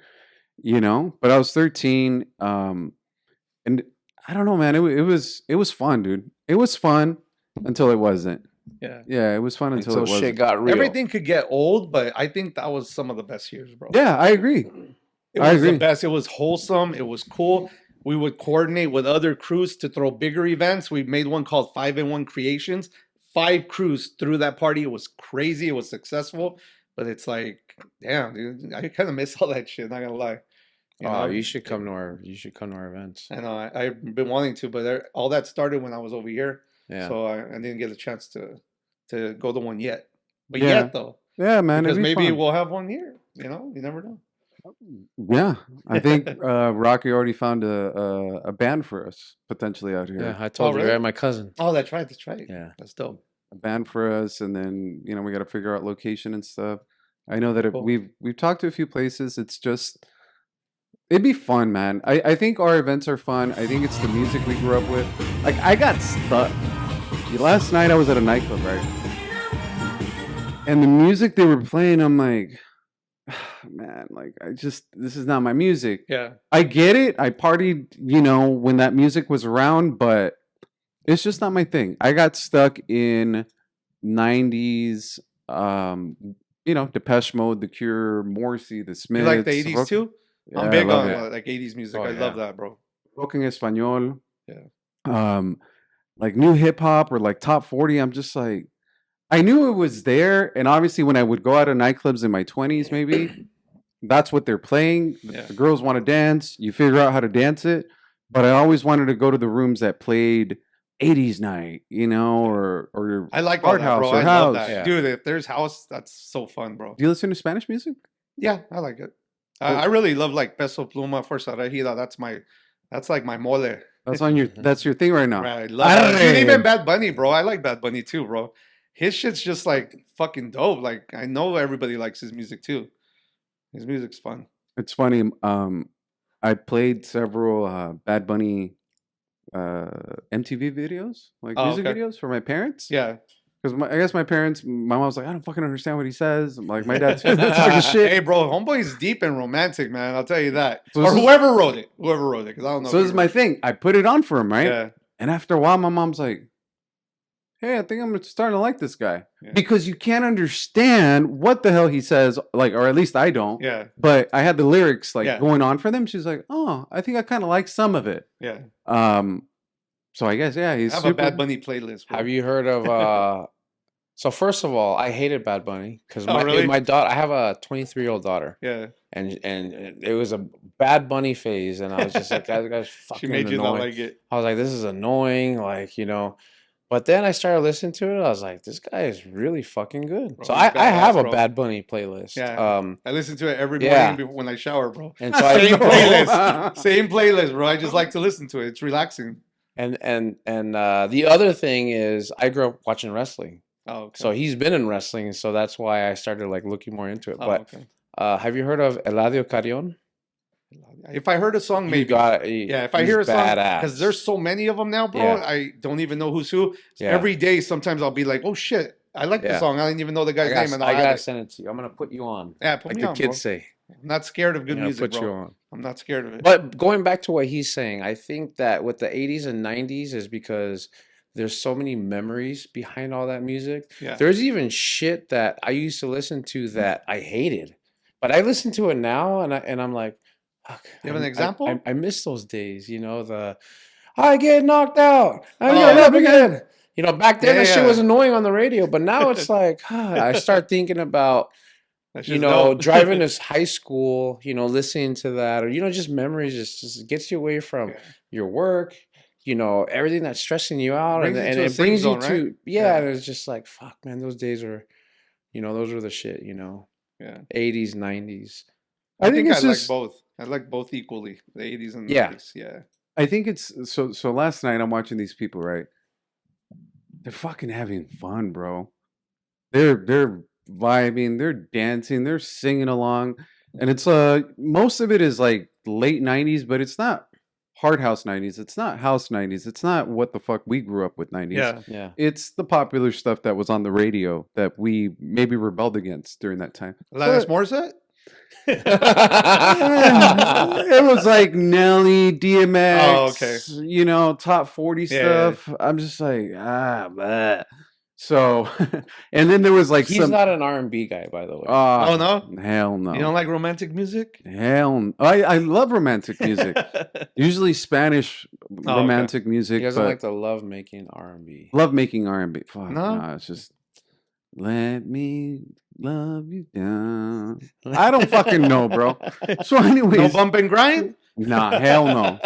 Nah. He hasn't been with a black girl yet. So, You would think very different, sir. hey, man, I will say I have several. So, but this is the thing, though. I'm still playing my music. But this is the thing that they're experiencing this music. I was looking at their age, and then I was looking at when the music was released. Yeah. All right. So music was released probably when they were around 8 years old. Oh, okay. And so it's not their music, but it's their parents' music. Yeah. Right? Because this was 20 years ago. So now I'm looking at their age. They're probably like in their mid-20s, early 30s. Yeah. So when they heard it, again, maybe 8 years old, 10 years old, but they're singing at the top of their lungs. They're vibing. They're dancing. I love seeing that, dude. So when we have our events, and I see people having that time where they're dancing, you know, we're older, you know, it's an older generation, or let's say even the newer generation comes in and they're listening to this music, like, oh shit, like my dad would tell me about this music and I never heard it. I want a USB. Like this guy came up and picked up a USB and he said, I've been wanting to get my son to listen to 90s hard house. Oh, okay. But I don't have enough music. You know, so he got a USB. But when I see that at the events, it's amazing, dude, to see people actually have fun.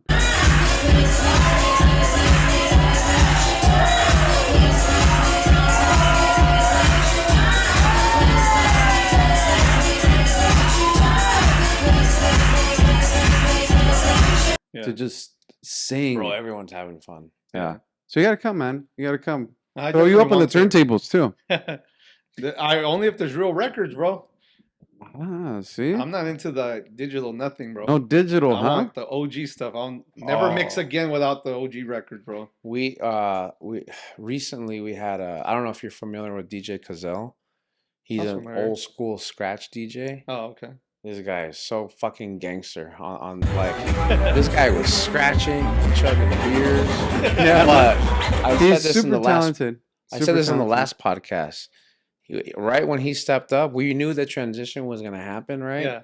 And as soon as he just started, he amped up the volume just for his scratching. Fuck, that shit changed. He changed the mood. He changed the Yeah. vibe right away. Yeah.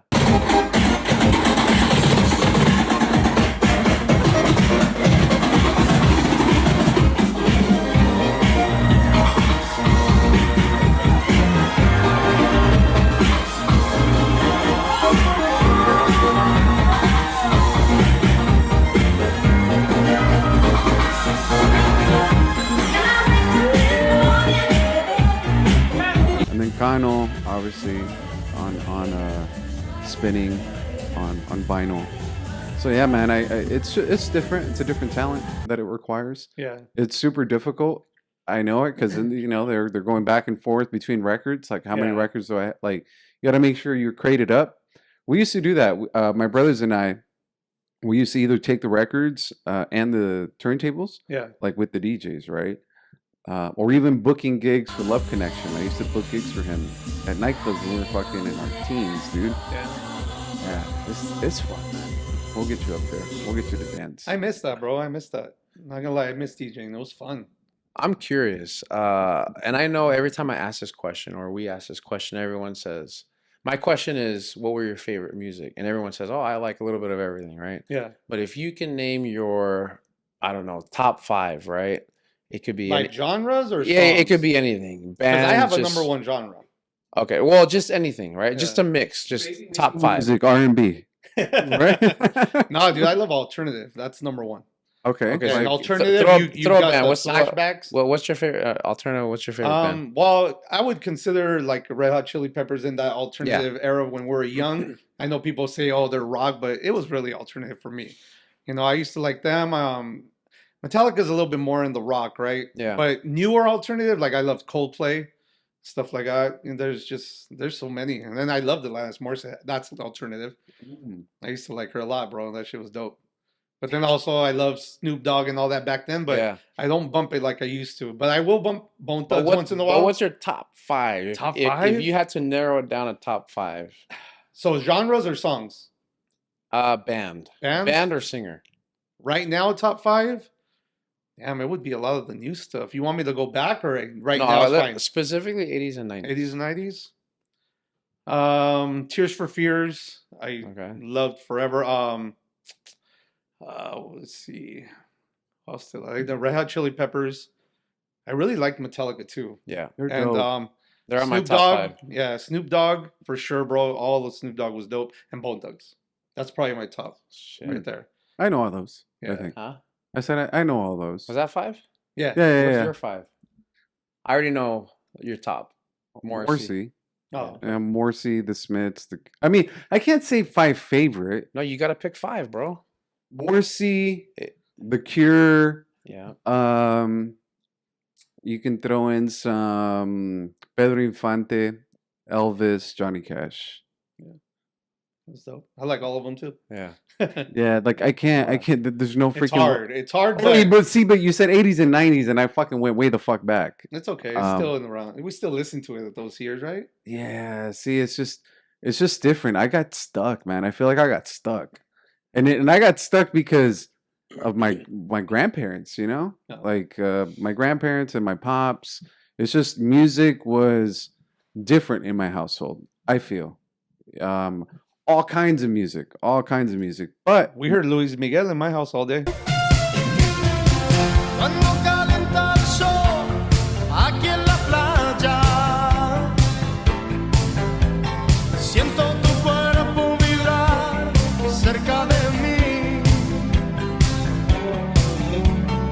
There you go. But I didn't get stuck on it though. I didn't get. I just didn't get accustomed to like the newer stuff. Oh, okay. You know, I got stuck in a lot of the older stuff. The newer stuff, I've been listening to a lot of goth music. Were you listening to earlier? That shit's dope. Yeah, dude. I was like, oh shit, that's goth. I thought I didn't know that. Adding that to that's my next playlist. Yeah. I've been waiting for something new to capture me that I could start getting into. I'm over here listening to Bad Bunny every day. So here's 5 right off the bat. So okay. Metallica's 1. Right? Billy Idol. Oh yeah. It's like one of my fucking favorites. Duran Duran. You were just here for their concert. Yeah, I went to the concert a couple weeks ago. Alice in Chains. Okay. I think I've seen them live. Oh, you're lucky. I think. I'm not sure. And then I know he's gonna judge me, but Boyz II Men. Damn, you were into the lovemaking music. He is, man. Bro. He loves that music. Why do you think I got so many kids? That's true, bro. It happens. Were you listening to Boyz II Men? Probably. Yeah. Yeah. That or Jodeci. Dude, I used to like Boyz II Men, Jodeci. I used to like all that too. I can't. We're not gonna go there because you're not gonna change my mind, man. So now you're here. I mean, from what I'm gathering, and this is one of the things that maybe is a little odd. It's always I never want to talk too much to our guests. You know, I kind of want to get to know them throughout the process, but just make it more natural. But to me, it's like you've always been an entrepreneur. You've always been hustling, right? Since I was born, bro. I'm not even gonna lie. Calculators, mixtapes, computers. Bro, when I was 6 years old, we had a market. My dad had a market. It was called Jimmy's Market. I would sell dolls outside for like 50 cents, $1 that I would get out of the machine, the claw machine. And I would always win a bunch. And then I would try to sell them out there. And once in a while I would sell them. Then I wouldn't, but then my dad would just give me money and take them all. I was just always wanting to sell something. I don't know why, bro. I have no idea why. I was 6 years old when I started doing that. But do you see yourself as an entrepreneur, or is just the way you are? I think it's just the way I am. I don't consider myself anything. Yeah. To be honest.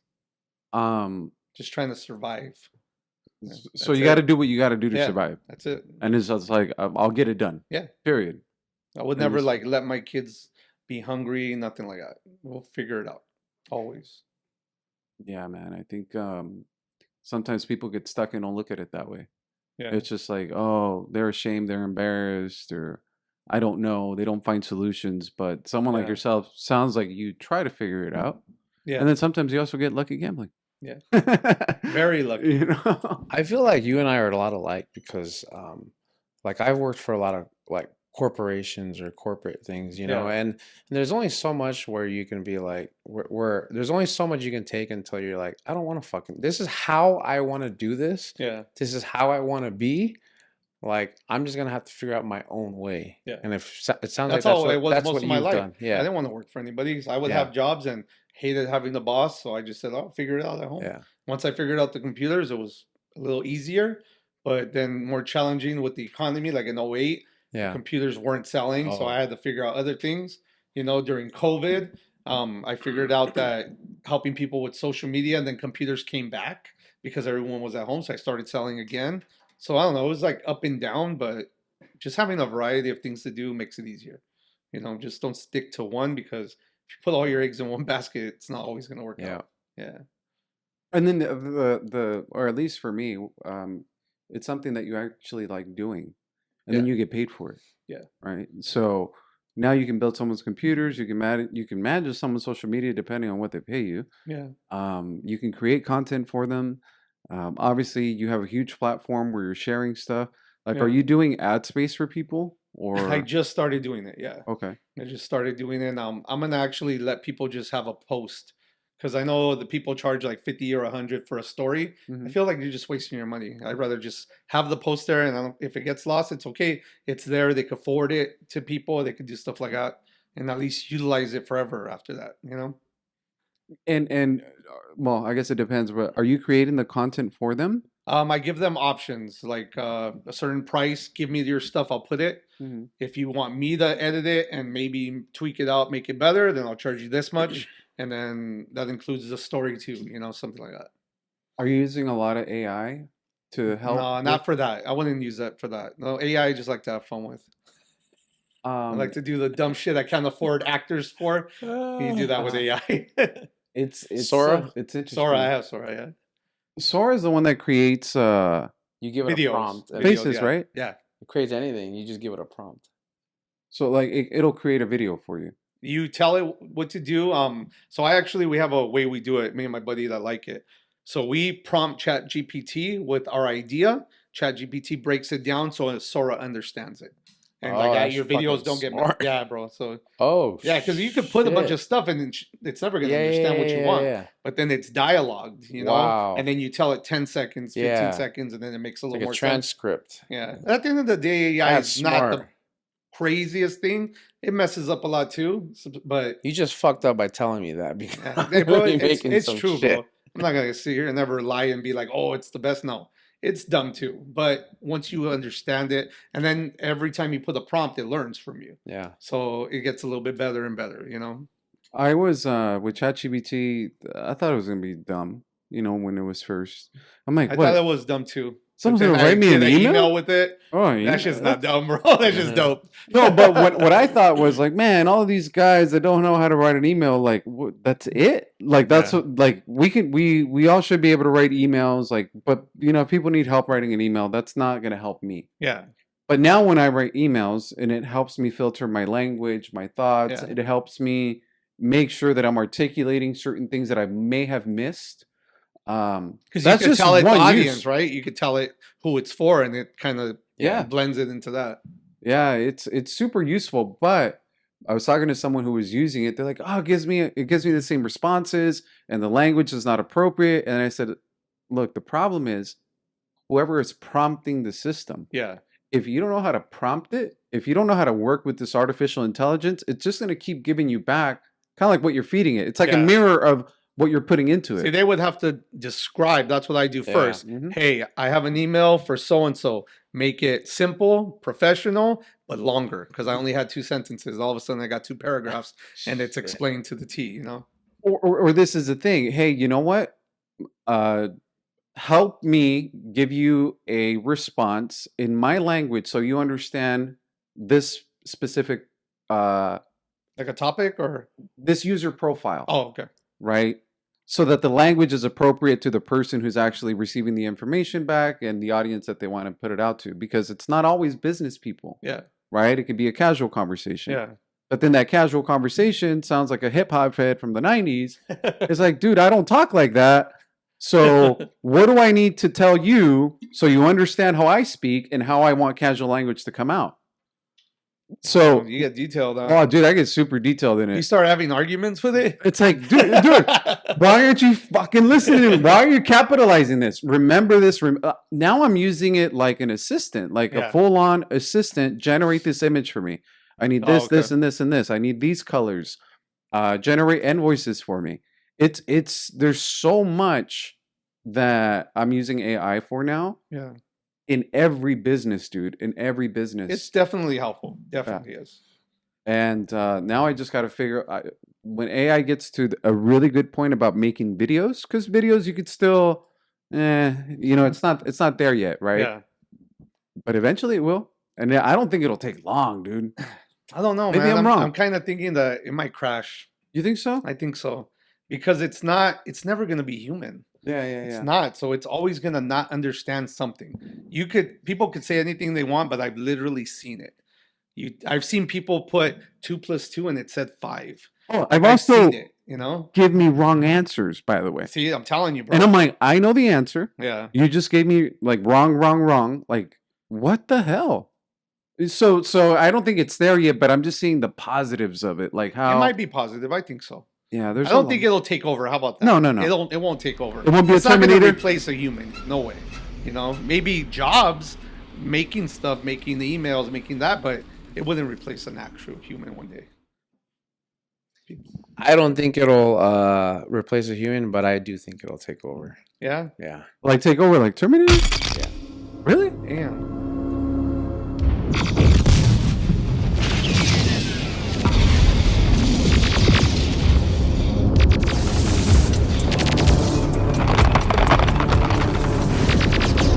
It's like mass war and all that, but I think that, you know, like right now, like as a generation gets newer, Yeah. critical thinking goes out the door. Yeah. Right. I definitely agree with so that. this new generation is gonna be more dependent on it, and who knows how the next generation is gonna be to the point where everything's fucking automated, you know. And I don't know. It's scary. Yeah, it is. I went to do you remember rallies? Yeah. I went to a rallies the other day, and Was it an AI person talking to you? Bro, I was at the drive-thru, and it was like, and I was like, because you know I'm interested because I'm thinking about trying to do AI for the restaurant, you know, for people that call. So I go to the drive-thru. I was like, oh, I'm gonna test this out. Yeah. So I was fucking with the drive-thru thing, right? Like, can I get this cheeseburger with this? Like, I was trying to make it as difficult as I could so it would fuck up. I'm sorry, se quiere queso.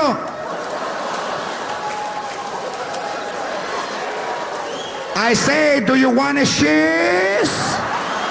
Right? Okay. I get there, it was spot on. Damn. I looked into the drive-thru, there was one person in there. Just making your burger. Cook, he was making it, putting it together, and then I was like, "Oh shit! Like this is scary." Yeah. I was watching this guy who was talking about Pizza Hut, right? So basically, telling Pizza Hut, give people the experience, right? That Pizza Hut used to be when in the '90s. You know, at the end of a soccer game, football game, whatever, parents would take you to Pizza Hut. Yeah. You know, get the red cups.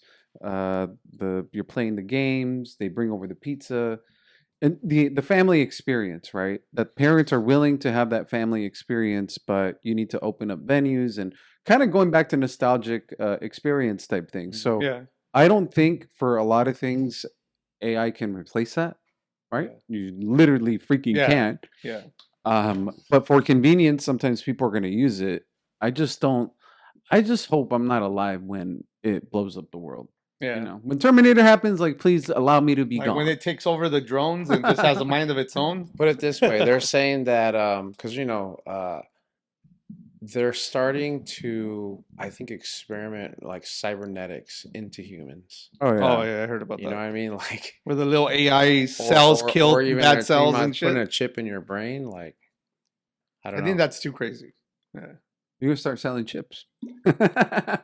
Like, hey, bro, it's like 400 instead The of other day, 1,000. I don't know if this is AI, but I saw something where it was like pieces of a chicken, like the limb, like a little hen. But Okay. it was like skinned and everything, and it was just like the body and the arms, and they attached a power supply to the body, and then I don't know, it was like computerized. Yeah. And then once he plugged it, you could see it like breathing and then moving and walking, and I was like, what? It was like a zombified, like Frankenstein. Yeah. Yeah, all that's dude. The stuff that we're not going to be able to see just because we're going to not be here anymore. Yeah. It's going to be nuts. Probably Hopefully not, that's 100 years away. Not in our lifetime. Yeah. But Yeah, but what I'm saying though, the stuff that's going to happen, 200 years from now, It's gonna be scary. it's going to be nuts. Yeah. I wish I was here to see it, but I can't be a vampire. I always wanted to be one, but I I can't. don't think I want to be immortal. I think I'm okay when I go. We're good. Yeah? Yeah.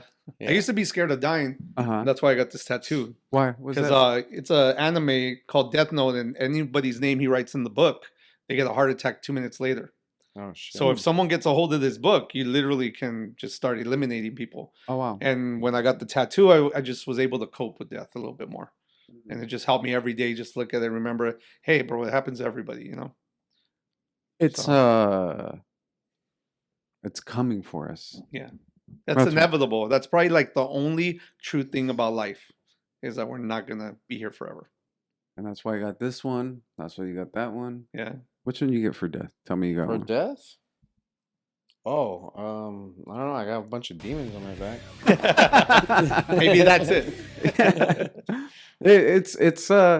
It sucks, man. Well, me personally, for me, right? Like I want to be here a long time. Yeah. I want to experience a lot of things. I love the corny shit of looking at the trees and being outside and hanging out with my friends and family and all that stuff. Like, and the fact that it has to end, that sucks. Yeah. But the fact that it has to end makes it more valuable and important when you're having those moments. Yeah.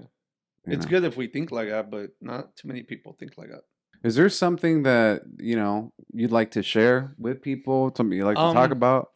Maybe just one thing that people don't know about me. When I was younger, I was a bully. All right. So I would make fun of kids when they had ugly shoes and stuff like that. So I really like donating and giving. That's one of my things now because I did a lot of stupid shit when I was young. So during Christmas, we did an adopt a family at work. And we got 7 kids that total that the mom had. And I built a team of 30 people. And we ended up donating 24 bags of gifts and clothes and like $700 worth of gift cards. And that shit was dope, bro. Like that shit meant a lot to me, not gonna lie. So I want to keep doing stuff like that. And I also want to donate shoes to kids that need them. I don't know how to do it yet because I was at Walmart one day and I saw this kid with ugly shoes and I'm like, wait, I can't just go up to his mom and be like, hey, are you poor? You know, like I can't do that. So I got to figure this out. I wanted to start it at 40K, but now I think I'm going to start it at 50K because I couldn't figure it out, bro. I didn't know the right approach. So if you guys have ideas, hit me up. If you know people, let me know. But that's something I really want to do. I want to do that. I want to start using my platform, any money I make off it, literally just to donate stuff to kids. We got you, man. Yeah. Count on me to be involved in that. Okay, Any way cool. I can help. Yeah. My brothers and I will speak for them. Like, we're on board and I can speak for him. I He's appreciate on board. that, yeah.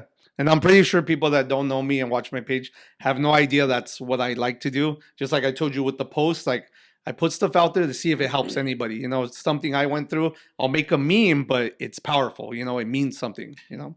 So that's basically what I like to do. It's leave it better than you found it. I've always say that, and maybe leave it better than you found it. If you see a kid that needs something, that doesn't have something, and you can impact them, why not? Yeah, that's how I feel, bro. I feel like that every day. Look at what everybody's spending downstairs on right now. Fucking off on the slots. Yeah, fucking up on the slots that you end up losing $100 in one spin. Yep. It's just say, hey, you know what? If you have 200, take 100 and let us buy some shoes. Yeah. Like, it's for children, right? Yeah.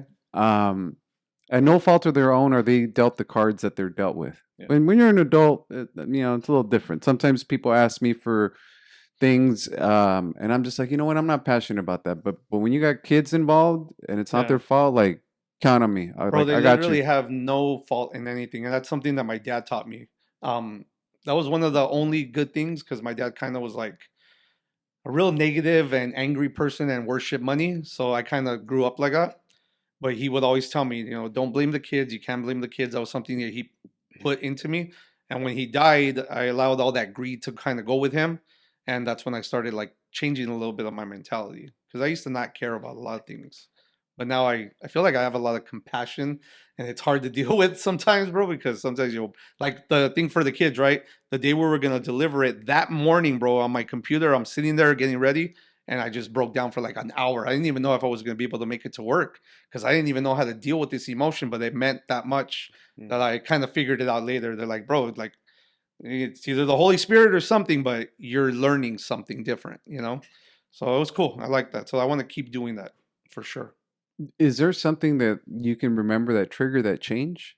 Like you said, it was a change, right, of how you were before versus now, or is it just throughout life you just start gradually changing? It was late in my life, but it was probably after my dad passed away. Not gonna lie, because before he passed away, he was the same way. He was always a little greedy, a little money hungry and stuff, and I just fed off that, you know. But when he died, I was like, well, I don't want to be like that, so I'm gonna let that go. You know. It's a lot of times we say, well, that's how I am. That's how I am. That's how I am. No, it's how you choose to be. That's how you choose. I was gonna say the same thing, bro. You can be anything you want, and it could be positive if you want to. You know, you choose to be toxic or negative. That's on you. You know. You choose to leave that gorilla in the bed while you're out fucking around. Yes, exactly. Bro. Did you see that meme? I thought it was a gorilla. I'll tell you what it said. It's like in lingerie eating chocolates, and I'm like, what is this? And then I read it, and I'm like, oh shit, it's different, right? It's not. It wasn't a funny thing. It says POV, your wife waiting at home to cuddle with you while you're out cheating. Yeah. Which one is it? This one, right? Oh, Blue Monkey? Yeah. All that is literally experience, bro. Right. And that's why I come up with this shit. And that's the thing, though. Like, it looks like funny, you know, but then you read the caption. You read through it. You understood what it was saying. I understood it 100%. I'm like, man. Not that many people. They'll just look at it and be like, this is stupid, you know? But it's cool. I don't expect everyone to understand what I'm putting out there. It's okay. We're not all on the same page in the book. Yeah, for sure. That's the thing, man. And some of us are reading completely different fucking books. Yeah. You know, but some of us, I think, it takes time, man, to get to where you maybe reflect and think like, fuck, like I fucked up. That's a bad choice. Yeah. Like, or that wasn't a good version of me. Yeah, definitely, yeah. Me, I do that all the time. I'm self-critical. I analyze conversations. I analyze interactions I've had with people. I'm like, fuck, I could have done better. I could have done better. Yeah. I will always want to be better. And I'm always on my ass. And so you saying that to me, sometimes it's something that happens that makes a drastic change, but you can't say, like, that's how I am. That's how you choose to be. Yeah. And then you can either accept it and live with it and ride with it, or try to change. Yeah. So we'll help you with that, man. I'm down. I'm down to do that. That's dope. For children. All right. Yeah, that's literally what I want to do this year. Something big with that. And then I'm literally every month, I'm like 10 more months to the next one. Like I want to be on the next one already, bro, for Christmas. I just loved it that much that I want to feel that again. I actually got lucky, bro. And in the packages, I put info about myself and my social media. The mom reached out and we got to watch the videos. I didn't post them though. I didn't want to disrespect her, but the people that were involved, I made a group chat and I posted like 10 minutes of videos. Dude, that shit was awesome, bro. They loved everything they got. We even got them a PlayStation 5 for the boys. They asked for it. I don't know. It feels really good to get back. It feels really good to get back. We do it. Great, bro. Yeah, it feels amazing. Yeah. Even if I don't get to see it, right? It's nice. Yeah. It's nice if you get to see it. But even if I don't get to see it, we threw a curveball to see if we got lucky, and it worked. So here's what I will do. Since you're a friend of mine, a friend of David, a friend of the restaurant, next Christmas, you know, we put all the Christmas decorations, you know, in front of the restaurant. Yeah. We'll put a couple of toy bins, and we'll make like a QR code for you. Oh, okay. And so as people come in, they can QR code, and then they can either, if they have toys on them, they can dump it in there, or we could forward to something where they could Zelle or like donate or something to donate. Oh, that's cool. So he did that this year. We did it for the house parties in the 90s. We did it for SouthPawBill. He's always done it. Oh, okay, cool. This last year we collaborated, and then, you know, I ain't gonna lie, I was just like, oh god, there's another task that we gotta do. But after we got done doing it, and then seeing all the toys come in, and then, you know, going to the toy drive and seeing, I was like, okay, this is pretty cool. Yeah. So that's in LA. So since we're not out there, I'm not gonna retrieve the toys or anything. Yeah. I will set up a toy bin for you, or for shoes, or however way you want to do it, and then to help. That's dope. I appreciate that, brother. Thank you. Yeah, we had to get this guy on board, man. He was mine. He was like, it's for the kids, and I was like, fuck those kids. I said, I already took care of my kids. To me, man, it's like I remember being a kid. I remember being broke. I remember being poor. I remember my parents struggling, trying their best, and it's just like sometimes it's not the parents it's not the parents' fault, right? No, Like they not just even, dude. they My can't. parents were working all the time. That's what I'm saying. Yeah. And so if you can just make a kid smile, like why not, bro? Like I will carry for the love I have for my family, I will carry the weight of the world to see them happy. And sometimes there's kids out there that I could just be like, "Hey man, get on my back. I got you too." Yeah. And the connections that we have, the friends that we have, they care about me. It's like, hey man, let's help this kid out. Like, help me with this load. Help me carry for kids. Like, why not? And so we're gonna continue to do it. We're always gonna do it. I'll go hungry to give a kid food. I think that one I did was literally the start. Yeah. I finally put my foot in the door. Like I've been wanting to do this for years and I finally did it. And now I don't want to stop. I don't want to stop. It has to just be the beginning now. Yeah, that's dope. So they can find you on Instagram and all social media. Is it all social media platforms that you want them to? I have to make a new TikTok because for some reason they blocked me on TikTok. It's probably one of those memes. Maybe the owner of TikTok was like, "Hey, don't be talking about me." Well, let's say on Instagram, right? Instagram So what's for now? What's the Instagram? I do the bluffing. I do the bluffing. Yeah. Find videos, memes, funny stuff. I call it. I'm an engagement poster. I just Engagement post it for you to engage. You're either gonna love it, hate it, or talk shit or laugh. But you're gonna find something for you, which will get I think either a positive or negative reaction. But for the kids stuff, they can reach out to you through there. Yeah. If someone needs IT stuff, Yeah, they can message me there. That's fine. to build computers. I've What about always built calculators, bro? computers, I've You been want some doing that so long. calculators? You still got graphics some? calculators? I might have one more, bro. All right. Wait. I happen to bring one right here. Yeah, I know, right? That would have been funny, bro. That would have been hilarious. Those Texas Instruments. Bro, that shit was crazy. Having teachers come and looking for you in my class, and I'm like, what the hell? You got a calculator? Yeah. That's funny, dude. Do you have a departing message? Anything that you'd like to tell the people, the audience? Or... I think just be kind, man. Because I learned the hard way. Karma was my enemy for a long time. And you just got to be nice, man. Just be nice, kind to everybody, and don't judge anybody by the way they look. Because I've been judged a lot in my life. People that I met here in Vegas were like, dude, I was scared of you. I'm like, why? My dad actually has that face where everyone feared him. So I guess I have it too. And they're like, I'm like, dude, like, what you got to be afraid of me for? He's like, dude, it's just the way you look. I actually, my jeweler, at Daniel's Jewelry, I told her this whole story about the kids and all that and how I stopped gambling. And she's like, man, Jimmy, when I met you, I was so scared of you. And I'm like, what, you think I was going to rob you? And she's like, no, I just thought you were going to just like not pay anything. And I was like, damn. And then she's like, but then I met you now and all that. She even gave me a hug and I was like, that's cool, but I get it. But I think everyone should not judge anybody by their cover. Just be nice and that's it, man. It's all about that. Well, Hispanic bald guys have a rap. That's just because I'm bald and Mexican doesn't mean I was in the pinta, right? Yeah. I think that's a positive message. I don't know if there's anything else you'd like to add, Rocky. No, just man, this was how this happened. Having you on here was so organic. Yeah. It wasn't like, oh, we got to find someone for the podcast. It was like, George, we got the best person for the podcast. I appreciate that, man. Because I've never been on one, so I really appreciate it. Yeah.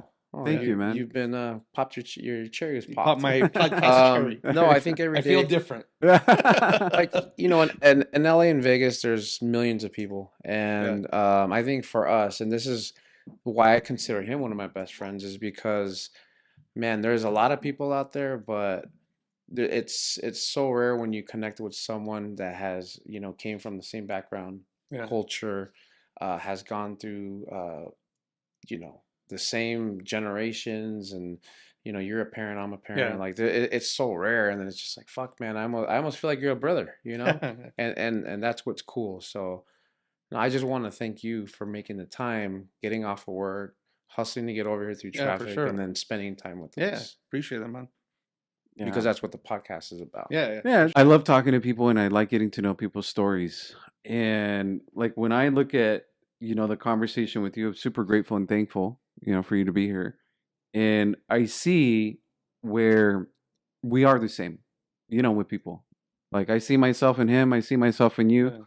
Your story. I think that's when you connect with people, bro. When you understand each other, and it's not hard to understand someone. Just communicate. Just talk. Yeah, that's it. Sometimes you're not going to agree on shit, man. Sometimes we're not going to see eye to eye. It's all right. Just like the damn Yankees, it's Dodgers all day. No, I'm kidding, bro. I think you're a badass. My first podcast with him, I was nervous as fuck. It's like, where do I sit? Were you combing your hair? You're like parting it? Yeah, so for our audience, man, I think it's a treat to hear the hustle, right? Yeah. The what it takes, because it's a hustle sometimes that it's because you have a desire, sometimes it's a need. And I think we're all hustling at the end of the day for our families, for improving the situation we're in. But at the same time, if you can find a way to give back while you're doing it and positively impact the world, like those are the people I want to be around. Yeah. It's admirable because you deal with a whole bunch of shit every day, and you've dealt with a whole bunch of shit like your whole life. Like this guy, some of the things that I hear from him, it's like we deal with a lot, but we want to continue to put positivity forward. We always can't be cheery and smiley because because it gets to us. But when I have these conversations, I genuinely appreciate them, and I appreciate the time to have gotten to talk to you. I appreciate you guys for sure, man. And to continue to work together, because if that's for the kids and the page and the stuff that I've seen so far, it's like I bet like I got a friend in Vegas. Yeah. So I appreciate you, man. All right, brother. Gracias. Oh shit! Hold on. Do we see that bling right there? Yeah, so he is from Vegas now. I was wearing this before I came, right? Appreciate you guys. Have a good one. Toodles. Let's go.